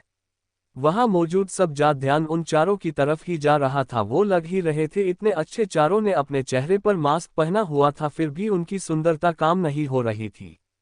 3 हैंडसम बॉयज और एक ब्यूटीफुल गर्ल, उन लोगों ने वहां मौजूद सबका ध्यान अपनी तरफ अट्रैक्ट कर लिया था। कुश मैनेजर का उनका पीछा न करने को कहता है। वो यहाँ पर आम लोगों के जैसे समय बिताना चाहते थे। उन लोगों ने ये जगह इसलिए चूज की थी कि अनाया को फेरिस व्हील में बैठना बेहद पसंद था और उसको एम्यूजमेंट पार्क में आना बेहद अच्छा लगता था। मैनेजर कुश की बात सुनकर वहां से चला जाता है, पर अगर कोई बात हो तो उसे बुलाए, ये कहता है। मित्तल खानदान के और अयान के बॉडीगार्ड उनके साथ ही थे, सादे कपड़े पहने हुए उनके आसपास ही थे, बिना किसी को नजर में आए। अनाया एम्यूजमेंट पार्क में एंटर करते ही भागकर बड़ीशी फेरिस व्हील के सामने जाके खड़ी हो जाती है। उसके पीछे ही उसके दोनों भाई और अयान भी था। वो लोग समझ जाते ही कि अनाया क्या चाहती है, तो कुछ 5 लोगों का टिकट लेकर आता है और सब उस फेरिस व्हील में बैठ जाते हैं। अयान और अयान साथ में बैठे थे और दूसरे में लव और कुश। जैसे ही वो फेरिस व्हील स्टार्ट होती है तो उसने बैठे लोग जोर से चिल्लाने लगते हैं। लव तो फेरिस व्हील के स्तर होते ही जैसे जैसे वो ऊपर आ रही थी वैसे ही उसको डर लगने लगा। वो डर के मारे चिल्लाकर अपने बड़े भाई कुश को टाइट गले लग जाता है। कुश उसको ऐसे देख के अपना सिर में हिलाकर उसकी पीठ थपथापने लगता है, जिससे लव कुछ हद तक नॉर्मल हो गया, पर अब भी उसको डर लग रहा था, इसलिए वो अपनी आंखें बंद करके अपनी भाई की टाइट हक करके बैठा था। वही अयान जो हिम्मत करके फेरिस व्हील में बैठा था, उसकी हालत भी अब खराब होने लगी थी। उसको ऊंचाई से बेहद डर लगता था, पर वो बस अपनी जान की खुशी के लिए उसके साथ बैठा था। पर अब उसको अपनी कंडीशन देखकर खुद पर ही गुस्सा आ रहा था। अनाया जो फेरिस व्हील को एंजॉय कर रही थी, उसका ध्यान अयान पर जाता है और वो उसकी कंडीशन देख समझ जाती है। अयान को ऊंचाई से डर लगता है। वो अयान को हक करके कहती है, आयु, जब आपको ऊंचाई से डर लग रहा था तो आप बैठे ही क्यों? उद्धरण चिन्ह। उसकी बात पर आयु कहता है, मुझे अपने बेबी के साथ टाइम स्पेंड करना था। तुम चिंता मत करो, अब मैं ठीक हूँ। उद्धरण चिन्ह। फिर वो अनाया को ऐसे ही अपने गले लगाते हुए नीचे झुककर उसके आंखें में देखते हुए कहता है, बेबी, वैसे मैंने सुना था कि फेरिस व्हील के सबसे ऊंचे पर अगर एक कपल एक दूसरे को किस कर तो वो कभी भी अलग नहीं हो सकते हैं। उद्धरण चिन्ह। अयान की बात सुनकर अयाना ब्लश करने लगती है और अपनी नजरें झुका लेती है। वो अयान को नजरों की तपिश बर्दाश्त ही नहीं कर पा रही थी। अयान उसकी अपनी प्यार भरी नजरी से देख रहा था। जब वो उसको अपनी बायों से ऐसे शर्माते और उसके कल हुए गालों को देखता है तो उसके चेहरे पर हल्की सी मुस्कान आ जाती है। अब वो दोनों फेरिस व्हील के सबसे ऊंचे पॉइंट पर आ चुके थे और वहीं पर आकर फेरिस व्हील रुक जाती है। ये सब अयान ने ही अपने गार्ड को मैसेज करके किया था। वो अयाना की तरफ देखकर कहता है, जान, क्या मैं तुमको किस कर सकता हूँ? उद्धरण चिन्ह। उसकी इस बात पर अयाना बस अपनी नजरें झुकाकर अपना सर हिला देती है। उसकी मंजूरी मिलते ही अयान बिना समय गवाए अपने सख्त होंठ अयाना के मुलायम होठों पर रख देता है। दोनों ही एक दूसरे को किस करने में खो जाते हैं। वो दोनों फेरिस व्हील के सबसे ऊंचे पॉइंट पर एक दूसरे को किस कर रहे थे। इस वक्त शाम के 5 बजे थे, तभी आसमान में लाली माँ फैल गई और वातावरण बेहद ही खूबसूरत और मनमोहक हो गया था। सब अयान और अनाया के प्यार की गवाही दे रहे थे। जब अयाना को सांस लेने में प्रॉब्लम होती है तब जाके कहीं अयान उसके होठों से अलग होता है, पर उसकी अपने आप से अलग नहीं करता। वो अनाया की और खुद की सांस नॉर्मल क्रिया है। उसके बाद वो अनाया के माथे पर किस करके ऐसे ही उसको हक करके बैठ जाता है। थोड़ी ही देर में फेरिस व्हील फिर से स्टार्ट हो जाती है। फेरिस व्हील का राउंड होने के बाद अनाया, अयान और अलाव कुछ वहाँ पर और भी अलग अलग राइड एंजॉय करते। उसके बाद वो रात का डिनर बाहर ही करके घर के लिए निकल जाते हैं। अगली सुबह अनाया आज हल्दी ही स्कूल के लिए निकल गई थी। रावी ने उसको रात को ही कॉल कर कंपटीशन के बारे में बता दिया था। उसका अनाया आज जल्दी ही चली गई थी। उसकी रावी के साथ भी कुछ डिस्कस करना था और फिर सिंगिंग कंपटीशन के बारे में भी अपने टीचर से मिलना था। अनाया स्कूल के गेट से एंटर करती है कि कोई उसका रास्ता रोक देता है। वो जब अपने सामने खड़े इंसान को देखती है तो उसकी आंखों में गुस्सा नजर आता है। वो अपना गुस्सा कंट्रोल करने के लिए अपनी हाथ की मुट्ठी बांध देती है। उसकी आंखें गुस्से के कारण लाल हो चुकी थी। वो अपनी आवाज कठोर करके अपने सामने जिसने उसका रास्ता रोका था उसको साइड हटने को कहती है, पर जब वो इंसान साइड नहीं हटता और अनाया से ही बदतमीजी करने लगता है, जिसे अनाया अपने गुस्से को कंट्रोल नहीं कर पाती और अपने सामने मौजूद इंसान के मुंह पर एक घुसा मारती है, जिससे उसके सामने खड़े इंसान की एक तेज दर्दनाक चीख निकलती है। उसके साथ ही उसके नाक और मुंह से खून निकलने लगता है। अनाया के इस अचानक हमले से सामने खड़ा लड़का सबल नहीं पता और जमीन पर गिर जाता है। उसके नाक और मुंह से खून निकल रहा था। वो जब अपने नाक और मुंह से निकल रहा खून देखता है तो उसको अनाया पर बेहद गुस्सा आता है। ये और कोई नहीं बल्कि नेहा का बॉयफ्रेंड था, जिसका नाम निखिल ओब्रॉय था। इसके डैड स्कूल के ट्रस्टी थे, इसलिए ये हर एक पर अपना रोब जड़ता था। आज सुरभि ने उसको चैलेंज दिया था कि वो अनाया को अपने जल में फंसने को। जब सुरभि ने ये सब निखिल से कहा था तब नेहा वहां पर मौजूद नहीं थी, नहीं तो वो ऐसा कतई होने नहीं देती। निखिल वैसे दिखने में ठीक ठाक था, अच्छी हाइट 6 इंचेस, साथ में उसकी फिजिक्स भी अच्छी थी, पर वो अयान से कम हैंडसम था। वो स्कूल का सेकंड सबसे हैंडसम बॉय था। सारी लड़कियां उस पर मरती थी, सब उसको अपना बॉयफ्रेंड बनाना चाहती थी, पर नेहा ने पहली ही बाजी मार ली थी, इसलिए अब किसी को कोई चांस नहीं था। नेहा किसी को निखिल के आसपास बटकने ही नहीं देती थी। वैसे निखिल तो स्कूल का सेकंड हैंडसम बॉय है, फर्स्ट कौन है ये आपको मैं अभी नहीं पर जल्द ही पता चलने वाला था। सुरभि और निखिल ने अभी अभी एक गेम खेल रहे थे जिसमें सुरभि उसको बड़ी ही चालाकी से हरा देती। उसके बाद वो उससे अगर उसमें हिम्मत है तो वो अनाया को पट के दिखा या यूं कहे उसको अपनी गर्लफ्रेंड बनाए, एक दिन की सही। पर पहले तो निखिल उसकी बात पर साफ इनकार कर देता है, क्योंकि उसने जितना भी अनाया के बारे में सुना था उसके मुताबिक वो एकदम गर्ल है। वो हमेशा लड़कों की तरह ही रहती थी, इसलिए उसको उसमें कोई इंटरेस्ट नहीं था। निखिल के ऐसे डायरेक्ट माना करने से सुरभि को अपना प्लान जो उसने बनाया था वो फेल होता हुआ दिखाई दे रहा था, इसलिए वो अयान को बढ़ाने के लिए कुछ ऐसा के देती है जिसे सुनकर अयान का मेल ईगो हॉट होता है और वो बड़ी ही आसानी से सुरभि की शर्त मान जाता है, जिससे सुरभि के चेहरे पर एक डेविल मुस्कान आ जाती है, जो कि उसने जल्दी ही छुपा ली किसी के भी नज़र में आए बिना। और वो अब स्कूल के बाहर साइड में खड़ी होकर अनाया के आने का और आगे का तमाशा का वेट करने लगती है। अनाया के गेट के अंदर आते ही निखिल उसके सामने बड़े ही स्टाइल में खड़ा होता है और उसको कहता अपनी गर्लफ्रेंड बनने को कहता है। उसको लगता है कि अनाया बस उसके अपनी गर्लफ्रेंड बन जाओ, इतना कहने पर जी मन जाएगी, क्योंकि लड़कियां उसके आगे पीछे उसकी गर्लफ्रेंड बनने के लिए घूमती रहती थी और उसको खुद पर कुछ ज्यादा ही घमंड था। पर जब अनाया से वो उसको हाँ कहने की एक्सेप्ट कर रहा था तब उसको अनाया के गुस्से का सामान करना पड़ा था। वो अनाया को ऊपर से नीचे बेहद ही गंदे तरह से घूर रहा था, जिससे अनाया का माथा ठनक गया और वो पहले से ही निखिल के बारे में जानती थी। निखिल एक निहायती बिगड़ा हुआ घमंडी और बदतमीज किस्म का लड़का था जिसको अपने बाप के पैसे का कुछ ज्यादा ही घमंड था।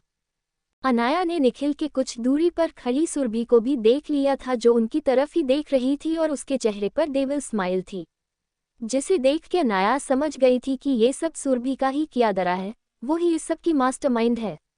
उसी के साथ उसके अपने पिछले जन्म की कुछ बातें याद आती है। उसके पिछले जन्म में निखिल उसको अपने दोस्तों के साथ बेहद तंग करता था और वो ये सब सुरभि कहने पर करता था। सुरभि तो बस उसको दिखावे के लिए अच्छा अच्छा बोल देती, पर असल में वो उससे बेहद नफरत करती थी। उस वक्त अनाया स्कूल में कोई तमाशा या सीन क्रिएट नहीं करना चाहती थी और वो अपनी असली पहचान भी छुपाने थी, इसलिए चुप रहती थी। पर उसने ठान लिया था कि वो इस जन्म में की अत्याचार नहीं सहेगी, सबको उनके किए की सजा देगी। अभी जब निखिल ने उसको प्रपोज किया और उसकी गंदी नज़रों को देखकर ही उसका गुस्सा उसके कंट्रोल से बाहर हो गया और उसने निखिल के मुंह पर मुक्का मार दिया, जिसमें उसको दिन में तारे दिखा दिए। निखिल अनाया खुद को पूरे स्कूल के सामने मरने से बेहद गुस्से में आ गया था। अनाया के निखिल को मरने के बाद सारे स्टूडेंट उनको घेर के खड़े होकर तमाशा देख रहे थे। जिन लोगों को निखिल ने परेशान किया था वो सब अनाया के निखिल को मरने से काफी खुश थे।